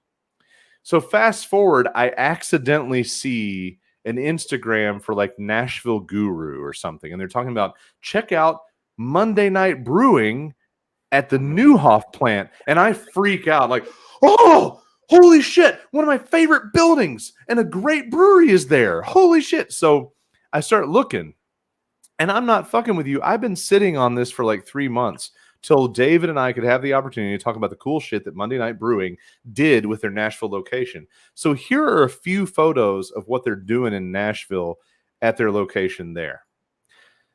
This shit right here is just raw badassery to me. That you're going to have a place to sit down, enjoy the company of your friends, drink some beer, and part of the building is fucking destroyed. It is such a cool setting to me. And I'm pretty sure that when this was just piles of bullshit without the new steel supports, this is where we did one of our shots for our model. Here's the split screen of one of the decks, been there, and then the interior that's spruced up a bit. The exterior and the balcony with some dining, but you still have that raw industrial destruction vibe. I think it's just fucking amazing. And then I specifically remember this spot with the fire pit. Like we had her pose on a pile of bricks there, standing like with her sawed-off shotgun or something. It was an amazing shot. And then this front to the building with the Neuhoff thing going on at the top, honoring that history of where this building has been. And yeah, if you're vegan, you're not going to love this shit because this place was an environment of death and doom. But these people with their condo, like the dude tasty doom. Yes, tasty doom. This dude had his their bathroom was built connected to what used to be the employee bathroom. So the guy in his bathroom, and like I said, I don't know if they still own it or have any portion of it, or they still have their condo. Their condo was amazing. Their bathroom actually had like the stand up piss on the wall urinals, like the old school high school urinals, were the employee urinals in this plant. So he actually had like the big vertical urinal as part of his bathroom, which I thought was cool. A good deal of their condo had the shoulder height, very washable tile. So rooms in their abode were used to dispatch the souls of many a meat-bearing carcass. Let's just put it that way. Shower, because you have to remember that too. Yeah, because women were not actually thought of as working in a meat plant. So many original showers, right, that would be in an industrial plant were normally waist or chest height. Yeah, that's a good point. So there's just a lot of cool architecture to it. That whole vicinity is getting redone. There's like a tower condo. Like the last time I came to town, which was in June, I was going over the Jefferson Street Bridge in Nashville, and I looked over there and I saw it. And I was like, "Oh, holy shit!" Because I've seen all these renderings and all these proposals over the years. I've been specifically paying attention to what they might do with the Neuhoff plant. And to me, Monday Night Brewing is the perfect addition to everything that's going on over there. And if you're in Nashville, you definitely need to check that shit out. It's probably the coolest setting for a brewery in Nashville right now. That's definitely an awesome setting. The coolest idea I ever coughed up for that property, David, was I was talking with one of my guys years ago when I was still running a bunch of shows in Nashville. We talked about how cool the property would be for an electronic music festival where you would have everything rigged with bitchin' lighting and lasers. And then on that multi-level livestock murder platform, you would have different DJs that would just go live in their slot and like their level would light up. And then they would play their show and like everybody down on the surface would throw down. Honestly, it could have been an amazing space for events. And I've attended an event there. I look at it and I wish, like, one thing that Nashville doesn't have, despite being such a tourist mecca, is we don't have a single Michelin star. Fair. I'm like, I look at that property and be like, God damn, I could put a Michelin star in there. you know what would be the perfect setting for that? There's a portion of it that hangs over the river. If you can get over that Cumberland River stank, right? That could be a really cool spot for a southern soul food seafood restaurant. So many of our viewers are not from Nashville, and I want to explain this to them because I was explaining this to a couple of New Yorkers. This is a short aside, I promise. Oh boy, were they visitors to your establishment? They were visitors, and I'm talking to them, and I was telling the story because it happened when I was a little kid of like father and son that died, because remember we used to have river taxis. Yeah. Yeah. Back in the day, we used to have there used to be a ferry that used to go across the Cumberland River, and father and son they ended up getting killed. Not a ferry. There were like three. Yeah, there were multiple ferries. In Nashville's infinite wisdom, they were replaced with like 2 bridges. What could the problem ever be? Right. Well, ironically, the 2 bridges actually work pretty well. For But 20 years. So this father and son they accidentally get run over by a river taxi.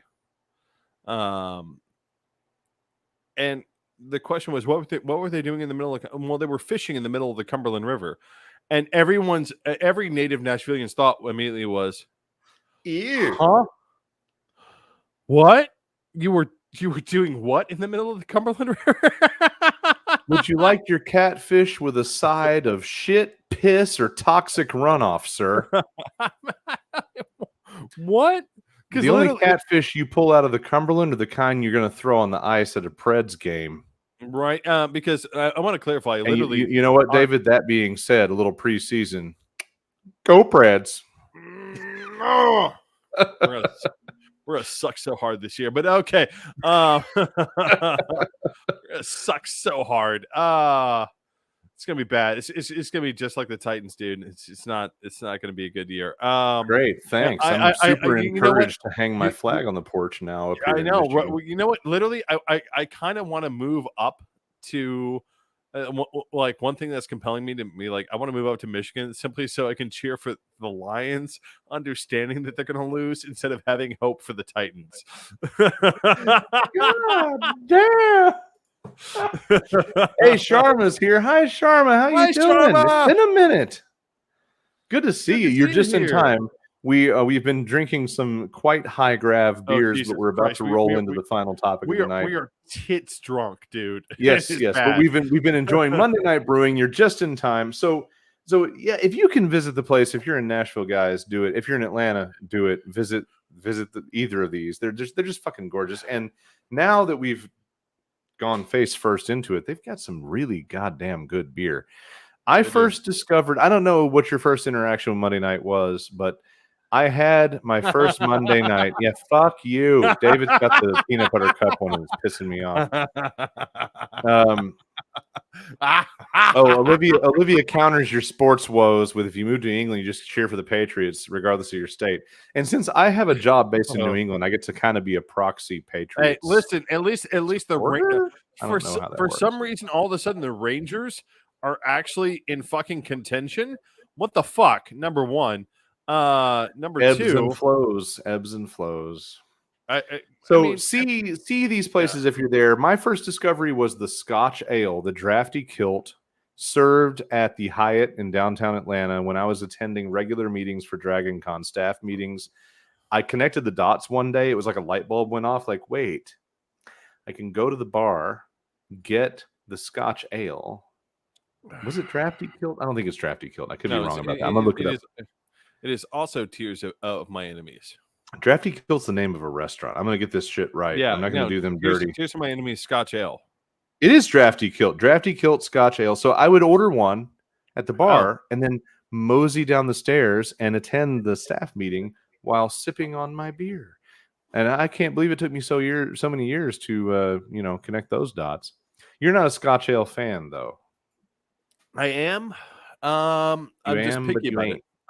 Because Oscar Blues sets the fucking tone, and I challenge most people who make a Scotch Ale to answer Oscar Blues because that's fair. All right, yeah, right.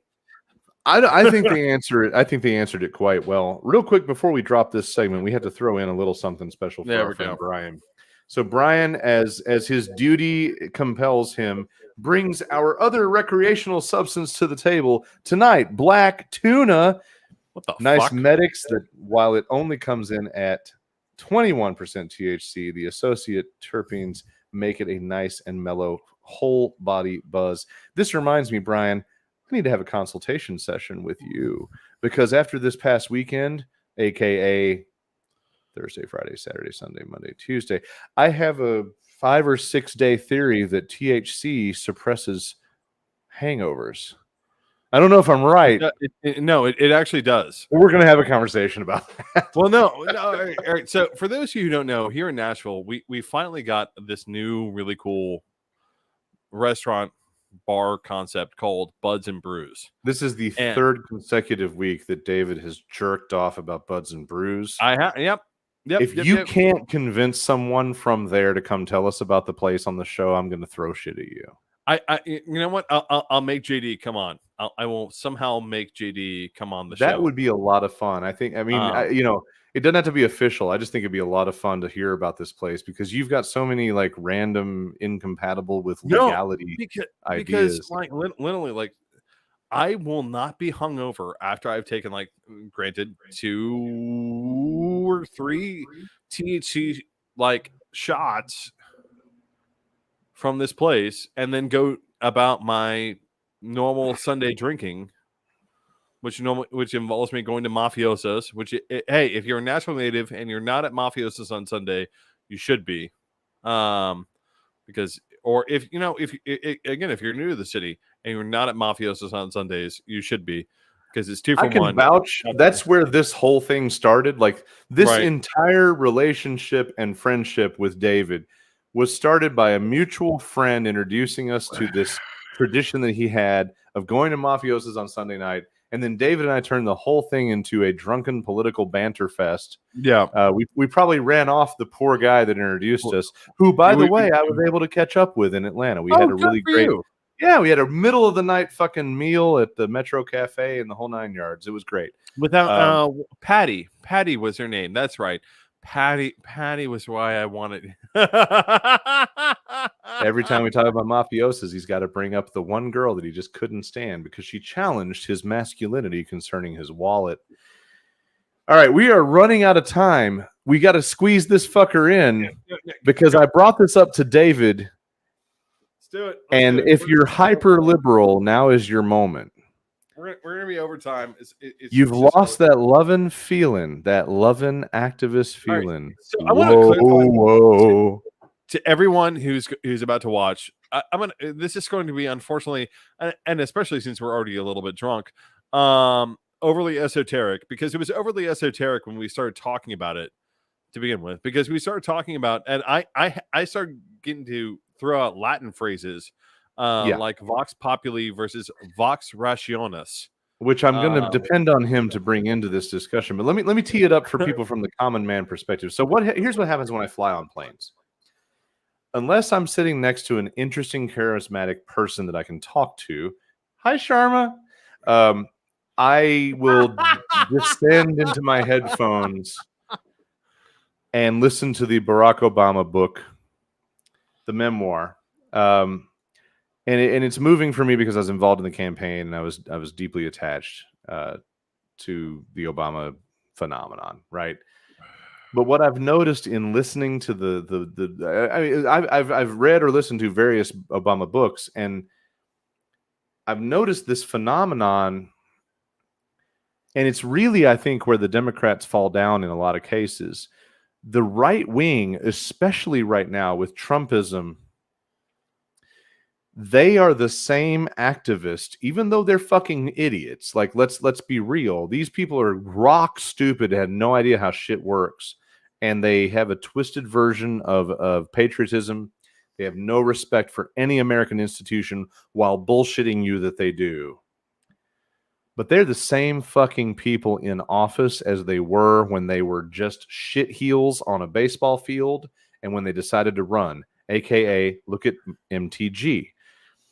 These people prosecute the same activism from their Joe Sixpack dipshit roots all the way to their seat in Congress. Democrats don't do this. And over the years, one of my vast disappointments with any level of my party, the Democratic Party, our party, David, is these people can be really ballsy in the real world, and then they sell out, tame themselves, dumb it down, align with the establishment, but essentially the activism disappears. The Democrats do that and the Republicans don't now. And I think that's one of the big things that holds us back. And so that was the birth of this topic was like, David, I figured it out. They stopped giving a shit. They stopped being edgy. They stopped pushing for the shit that we really want. So all these people that say AOC should run for president, my answer for you is, what Democrat are you getting out of that equation if she wins? Because so far, every single one of them clips their nuts on the way through the fucking door. Well, okay. So here's the problem. It's Vox Populi versus Vox Rationis. Is my argument to what we were discussing. So Vox Populi, for those of you who aren't familiar with the phrase, means voice of the people. Vox Rationis means voice of reason. And I'm going to come at this from a very different point of view. I began my political journey as a Republican. I began my political journey as a Republican because I was always raised with the idea that the Republicans were the rational ones and the Democrats were the ones who were constantly bleeding hearts and not talking from any point of reason. And when I got to Congress, when I worked in Congress, I realized, holy fuck. Number one, I work for the bad guys. Number two, you first explained it to me in the term like, do I work for the baddies? Right? No, are we the baddies? There's an entire Little Britain skit of like two SS officers in the trenches, like being like, "We have skulls on our hats. Do we? Are we the baddies?" And suddenly realizing, no, I work for the bad guys. Yeah. And the second aspect, and part of the reason I realized I worked for the bad guys was because when I went and talked to the Democratic aides, they were the ones who wanted to talk about facts and figures with me, which I'm an economist's son. Like when I want to clarify, like when I talk about dogs, I always clarify I'm the son of a shepherd, right? I'm the son of someone who is raised in sheep herding. So therefore, when I look at the idea of dogs, I always think about like what's a dog that I would feel if I feel safe about a dog around a sheep, I should feel safe about a dog around myself and my family, right? Yeah. When I say I'm the son of an economist, it's the same idea of I like numbers. Right. I feel safe by numbers. I want to analyze the numbers. And Olivia's comment couldn't be said, though. The continuity among the right is a result of both essentially propaganda amplifying zealotry. The same talking points across all their media access and zealotry, because that's not something to strive for. So here's the thing, though, for me, and I've been saying this for a number of years, and there have been plenty of Democrats that have jumped my shit for this. I feel like we need our own Trump. No, we don't need our own Trump, because I don't want to go down an argument rabbit hole, but let me point out to you that for me, I'm willing to go there. I would rather be a loudmouth bully that actually has science and math on their side and push this shit through. We don't have anybody tough. Fetterman is the closest we've got right now. I mean, here's the thing. We don't need a Trump, and the reason we don't need a Trump, bullies. Bullies only learn from other bullies.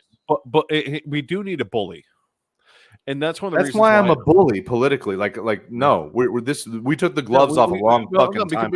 Because I'm politically I'm a bully. And the reason I'm a bully is I'm like, listen, I work for the other side. You're like an alpha nerd bully, and I'm like the guy that grabs the wrench out of the garage.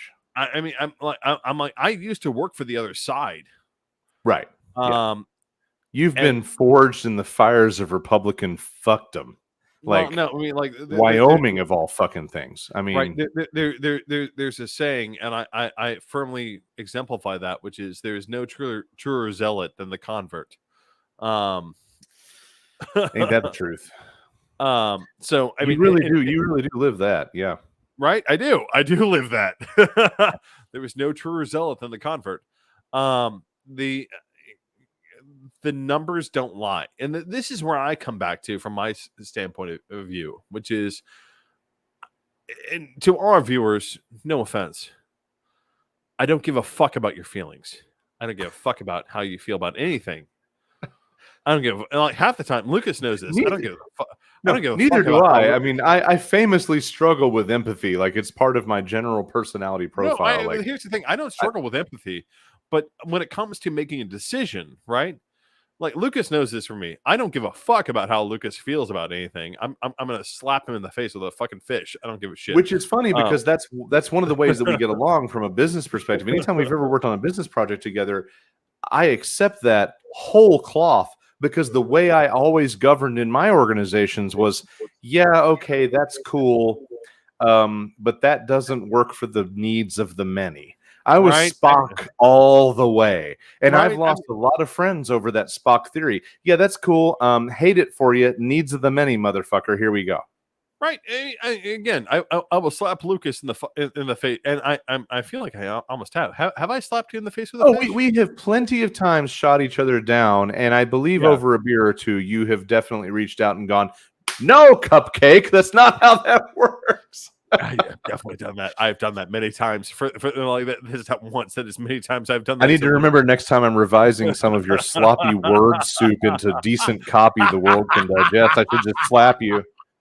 And no, that's part of our relationship is that Lucas can look at me and be like, "No, you're a fucking retard, and like you don't know how to write shit," and I'll be like, "That Well, he does know how to write true. shit. It's just all for lawyers, Right? It's all for lawyers, or like I'm relying on like my ability to edit over the course of like 4 hours right? as Right. opposed to 30 minutes." Um, but anyway, uh, the difference is between the two sides. One is trying to govern, and the other isn't. The other is governing by crisis. Yes, This has and been one of feeling. and feeling. Crisis and emotion is basically This has been one of my arguments against the Republican Party. For the and and it didn't fully form until after I left, which is after 9/11, these guys got their first taste of heroin. Like real good heroin. Not the cut shit. But like good China white. Well,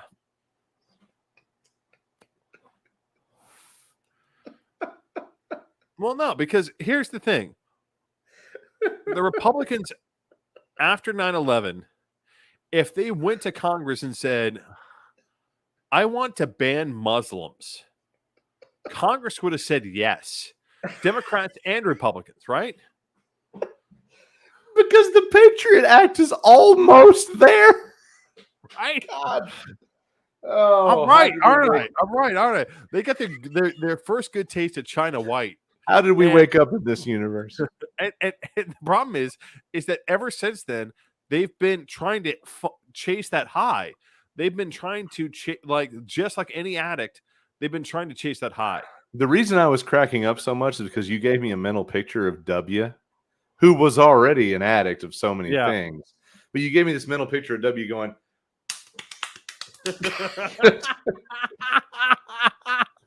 and then following it up with a nice his little goofy fucking mic laugh that he always did. That's where Republicans have been. They've been governing by crisis ever since. Oh Which is if God. we want You're to make so a change right. Crisis and fear. It's their whole thing. To American law, if we want to make a change to American law, we have to have a crisis. It always has to be a crisis. Right? They've been governing by crisis since 9/11. Right. Yeah. And because it's the reason is because they got after 9/11, they got that shot of pure China white.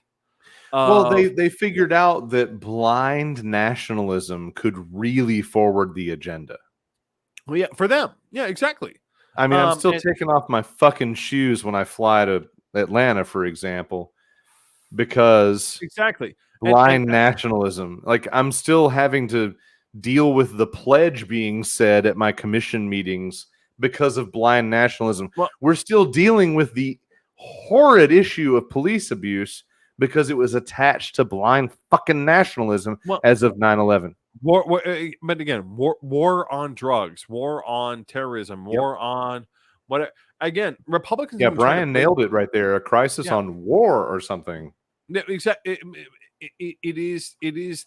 Again. Who started the war on drugs? Nixon. Yeah.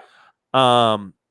So I want to share my notes. When I initially approached David with this topic, I was much more eloquent in our text and a random afternoon. What was this? 4:00 in the afternoon instead of like drunk 30 where we are now. So here's what I threw out at David. I said potential transformative leaders give their activism up when they take office. It's more than just selling out. They stop pushing. Except Trump, he didn't. And now look. And this really is the main issue that people have with Democrats, is that when they talk about them being the same as the GOP or sold out or pansies.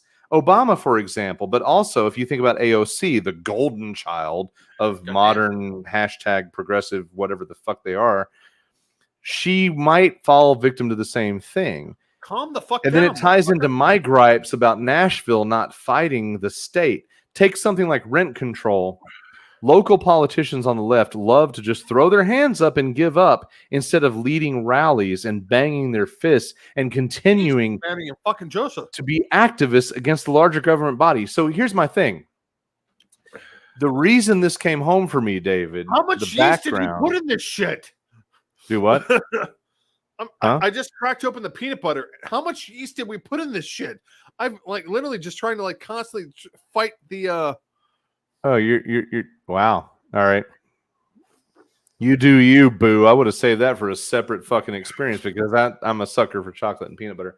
So if you look right out my window. Right now I'm trying to suck off John Holmes, motherfucker. I don't know what to tell you. Well, you suck on John Holmes. I'm going to talk about my street. Because remember, all politics is local. That's the rule. So you look right out my window. I got an intersection right here that I want a four-way stop. Okay. And I've got some, I'm gonna say it right here, and I don't know if they'll ever watch it. They probably don't, or they do to get dirt, whatever. I've got some local folks that are in the government here in Grand Rapids. They do hard work, they do thankless work, and I do appreciate them. I got 2 layers of people that I'm talking to about 3, if you count the mayor, 4, about this street. So I think we need a 4-way stop at our intersection. The cop-out explanation from a lot of leaders is, well, the standard Michigan manual for where we can and can't put a 4-way stop says that this doesn't justify a 4-way stop. Which for me, sitting on the fucking porch every morning with my fucking coffee, is a hard no. It needs a goddamn 4-way stop. So what I'm looking for in government, and David, I have no idea who will run first, but one of us one of these days is running for something. And the other one is going to be the scumbag in the shadows that makes sure he wins. So for me, my approach is, let's say I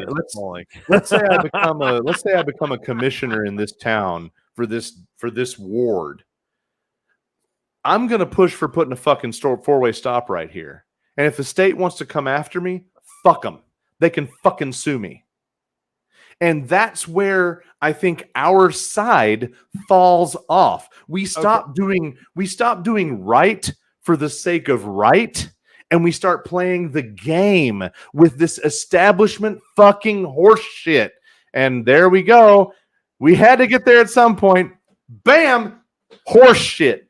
It's fucking horse shit. I want leaders who will say, no, fuck your rules.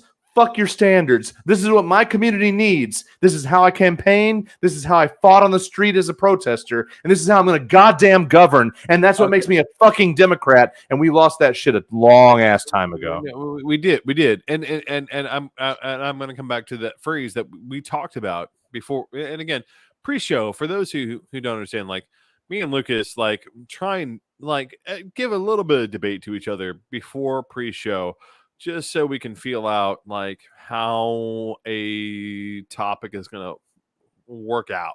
Right. And like whether or not we're going to be like against each other or with each other. And if we're with each other, then we need to clarify like how we're with each other and give each other both a fair say on how that with. But when we're against And each then we other, get to the part where you have to make it through both of these and still remember all of exactly. I'm not that far gone. Lucas, on the other hand, is a periwinkle lightweight. So, yeah, for those that don't understand, David pre-games and post-games because this is his night. I, on the other hand, I live in Beer City, USA. So anyway, I keep it back to the point. Back to the point. There is a difference between the idea of vox populi, which is voice of the people, it's Latin for voice of the people, and we as we were talking about this, I had to look up the Latin a little bit. Thank you, 4 years of Latin and knowing how to translate. Vox rationis, which is the voice of reason. Right. And one of the reasons, again, that led me away from the Republican Party was the Democrats were, at the end of the day, the voice of reason. They were the people who were saying, hey, the numbers that you're saying don't add up. It's one of the reasons why I end up being a social trickle Democrat. down does not trickle down. Trickle down does not trickle down. And a variety of a myriad of infinite other proof in numbers. Your tax policies do not add up. Your trade policies do not add up. Your social policies really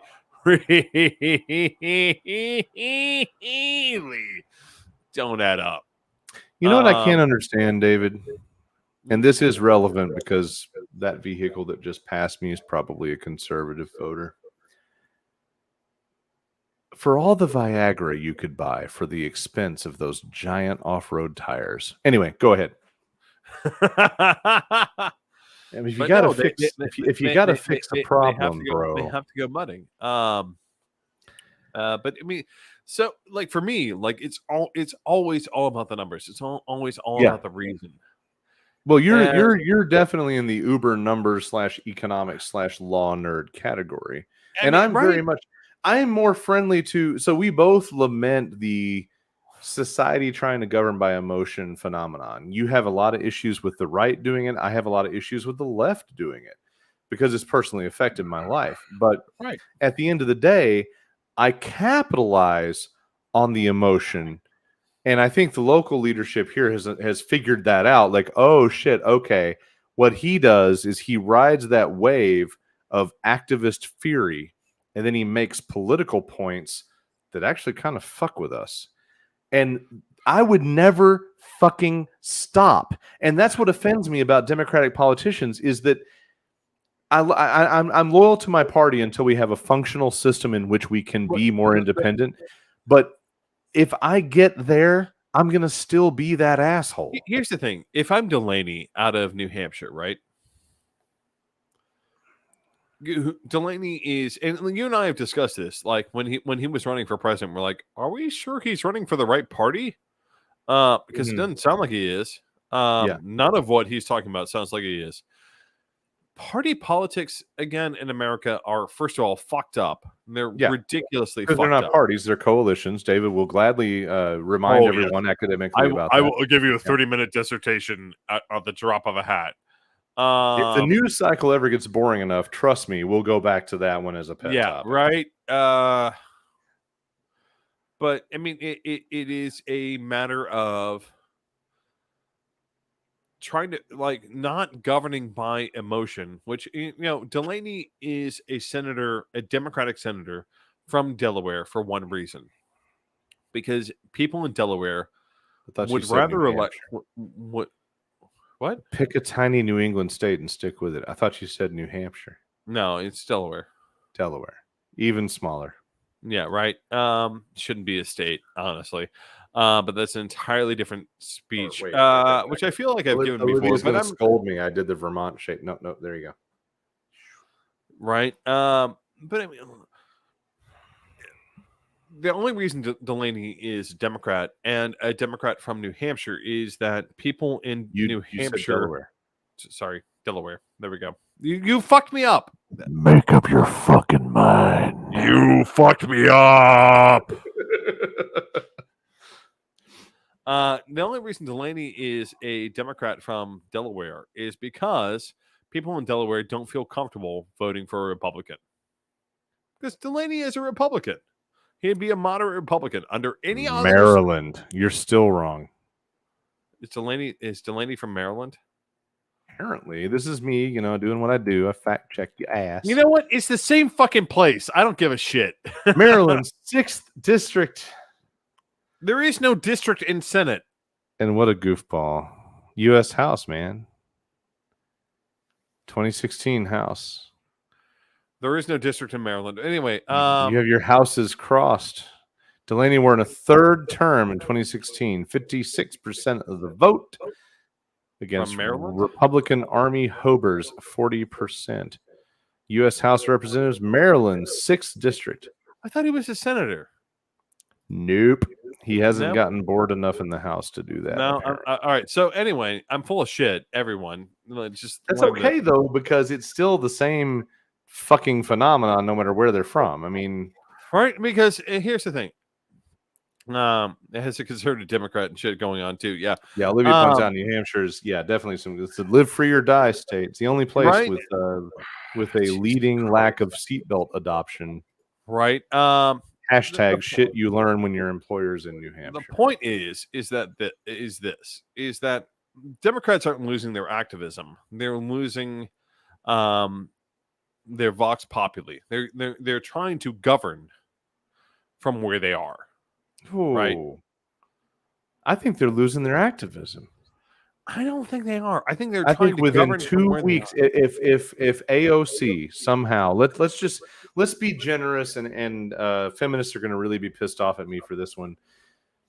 Let's be generous and assume that she gets slapped on as a VP on a future Democratic ticket, because I'm going to be a realist. She's not leading a ticket anytime in the next 20 years. So, and I'm not defending the state of affairs. I'm just being realistic. So she gets slapped onto a ticket. Let's be super optimistic, in my opinion, and generous. Let's see, 2024, Biden, lucky he wins, as lackluster as that is. 2028, Fetterman. Let's say it's Fetterman AOC, and they win. I guarantee you that she, within 2 weeks, becomes a neutered ghost of who she was before. And a lot of people like to say, oh, they sold out to the corporate apparatus. They sold out to the establishment. They sold out to decorum. No, fuck that. They sold out because they sold out. I don't give a shit why. Trump proved that no one has to. Trump proved you do not have to sell out. No. Trump proved that if you have again, it's Vox Populi versus Vox Rationis, right? What did Trump lose once people realized what Trump was? I regularly give my mom shit about this, right? Because my mom was like, "Oh, I voted for Trump," and like once she realized, the first time around, mom voted for Trump, and then what? Yeah, I know you've told me this before, but I don't think I understood how Really? Yeah, the first time around, mom voted for Trump. Was she one of those "what harm could it do" types? No, it was more like, oh well,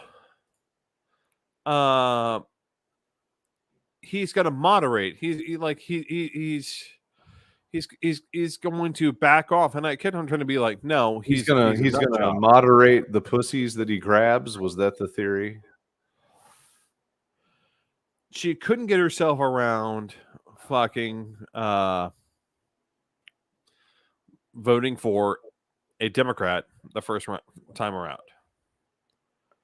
I mean, I will give her the credit that it was Hillary. It was Hillary. But back to the point. Come on. But back to the point. This is the woman that answered the door when I came to your house on January 6th and looked at me in the eye and goes, "What the fuck is going on?" Right? No, But she's also a shining example of people that gave that piece of shit a half a chance and got totally stabbed in the back. Oh no, she regrets it every day. She really hates it when I bring it up. And now you've told the whole internet. Right? Good job, buddy. Good job. Everyone remind mom she voted Why for was Trump. I written out of the will? Well, David, if you remember on September, right? No, I mean it is Vox Populi versus Vox Rationis.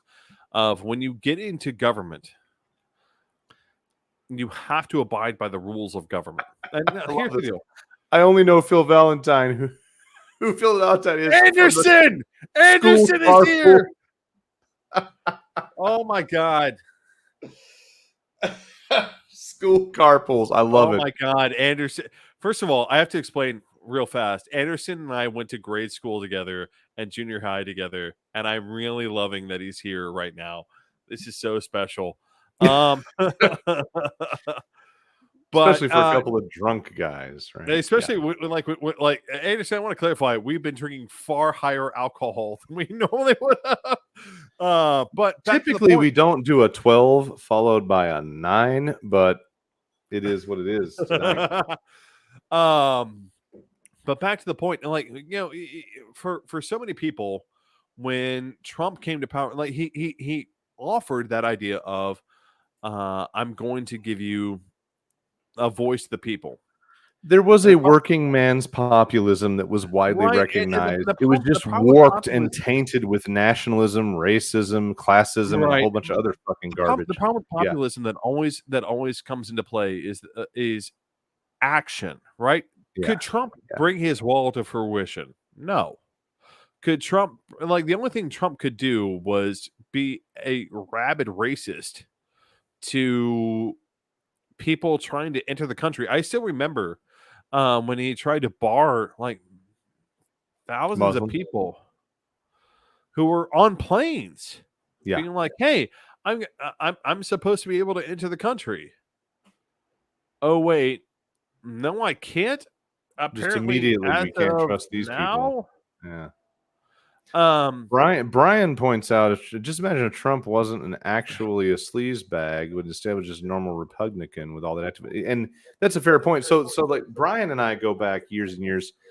We used to be, I was a Bill Clinton Democrat. He was a Rush Limbaugh Republican, if you can understand that dynamic. We used to banter. It was friendly. Back then, you could actually have friendly banter with people on the other side. Could have. You weren't literally fighting for the survival of the republic. Right back then. So we used to have some great little back and forth rivalry conversations. And if the Trump concept had been attached to more of the Newt Gingrich norm, then it could have been ultimately strengthening to the party. But now you've got a Republican Party that's just it's just a fucking like charred, smoking turd. And then you have the Democrats, which are basically the what is the most limp dick animal with no spine? Because that would be what you would plop on the concrete. Jellyfish. Yeah. Not even a man of war. Not even like elegant with a mohawk. Just some fucking generic, fucking singular colored fucking. You know what? I won't be that hard on the Democrats, and here's why. Right now, the Republicans, and they've displayed this as Trump has been under fire for, committing treason at Mar-a-Lago with the classified documents. I don't feel like the Democrats are that spineless. I feel like they're trying to govern reasonably, and it gets in the way a lot of activism, which is, listen, I would love if Medicare for all were a thing today, right? I actually get free health care. I get free health care right now from my job. I don't have to pay. I have to pay $11 a month to some fucking worthless fucking FS, health savings account, right? In order to keep it open. But other than that, I get free health care right now, mostly because I work a balls ass number of hours.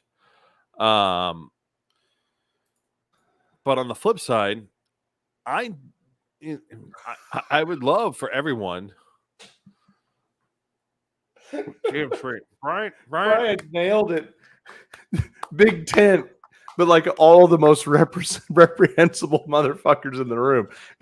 But I mean, like I don't mind if everyone else got free healthcare. Right. That's not something that's gonna blow my fucking. But David, you don't think like the average American conservative. This zero-sum thinking that if anyone gets anything, I have to lose. You know, we mentioned this earlier when we cracked open the Tears of Our Enemies beer. I've got plenty of people out there, especially on the internet, that have it out for me. They consider me an enemy. They consider me the fucking. They consider me Voldemort. I mean, you kind of are, but in a passive way. I don't know what to tell you. I like a noble application thereof. So I mean, I definitely see you like clawing your way out of like Quirrell's like fucking head in a very here's the thing that gets me way is that at the end of the day, I'm willing to do whatever's dirty and necessary to forward the agenda that is just and righteous from a liberal perspective. And I need more of that. Like right now, what I'm deeply hoping for to tie this into relevance to what people are going to vote on in the next couple of months, I need John Fetterman to be elected in the state of Pennsylvania as their senator. Oh, he's going to be. I need John Fetterman to follow the Barack Obama plan and be a junior senator that is then nominated as presidential candidate. You know what? Honestly, I'd be okay with that. I need John Fetterman to win the presidency of the United States, and then I need just one Nazi, one Nazi anywhere between now and the inauguration of that potential fantasy presidency. One Nazi, just one, to make any legally defensible motion that could be regarded as a threat to John Fetterman's well-being. And then I need his frying pan size motherfucking hand to smack that motherfucker down so we can finally have a U.S. president that knocked a Nazi the fuck out. I mean, here's the thing. I think on the left, we all wish for a return of TR, right? We all wish for a return of Theodore Roosevelt. So right. Yeah. We need new deals. We need second bills of rights falling out our ass. And we need people with the balls to fight for it. I mean, again, I haven't spoken a lot about it on this show, but I'm like, we need a new constitution entirely, all the way from the ground up. But the fact that now more countries want copies of Canada's Charter of Rights than they do the United States Constitution should send us a message, which is this is true. 200 years is long enough. We need a new constitution. You know what? We have a convenient anniversary coming soon upon which to consider such adjustments. Unfortunately, we also have a lot of conservatives wandering around in that space, which, granted, many people on the left are very afraid of. I mean, like, hey, if we call a constitutional convention, are the Qs going to fucking show up? And the answer is yes. Yes, they will. It's going to be bad. It's going to be very bad. This is why it's so important that any given law enforcement body take every opportunity to mow down any given gathering of Qs at any given moment when given any slight legal wiggle room with which to start rolling up that 50 cal. They don't like killing their own.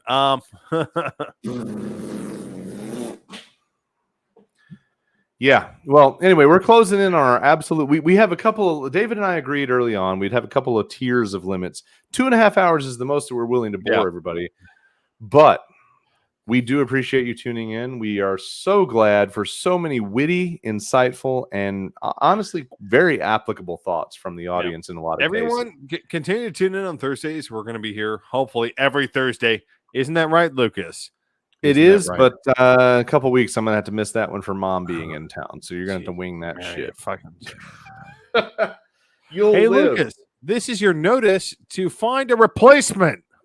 So if you are a regular viewer and you've always wanted to join in this little window that I occupy, this might be your big chance. Let me know. Yeah, We've had a few people thrown in. Sharma, if you're still out there, you're David's favorite co-host. Sure. Co-host. I don't know what I was about to say there. You're David's favorite co-host.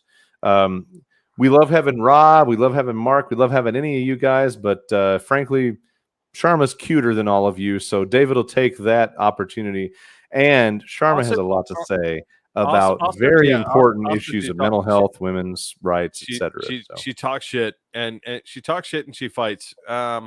She is a fighter. No offense to the rest of you guys, but Sharma will slap me around, and we all know that he needs that in more than 8 ways. So it's not even it's not even my bag, and still I will enjoy. And with that healthy dose of TMI, ladies and gentlemen, we thank you as always for joining us. We encourage you to go out and try these beers. If you're wondering how are these fuckers having such a good time talking about these things for 2.5 hours tonight, we can only thank Monday Night Brewing for that experience. Jesus so Christ. Go out and grab yourself some Monday Night Brewing. Put your fists in the air for weekday drinking. And with us, we just ask that you share it with somebody, subscribe, like, do all that shit. We don't make any money, but we appreciate your support. And let's check this we always have a comment that we don't want to miss. Brian, good night, sir. Thank you very much. And for the rest of you, as always, the standard closer. Good night. Good evening. And good luck. And good luck.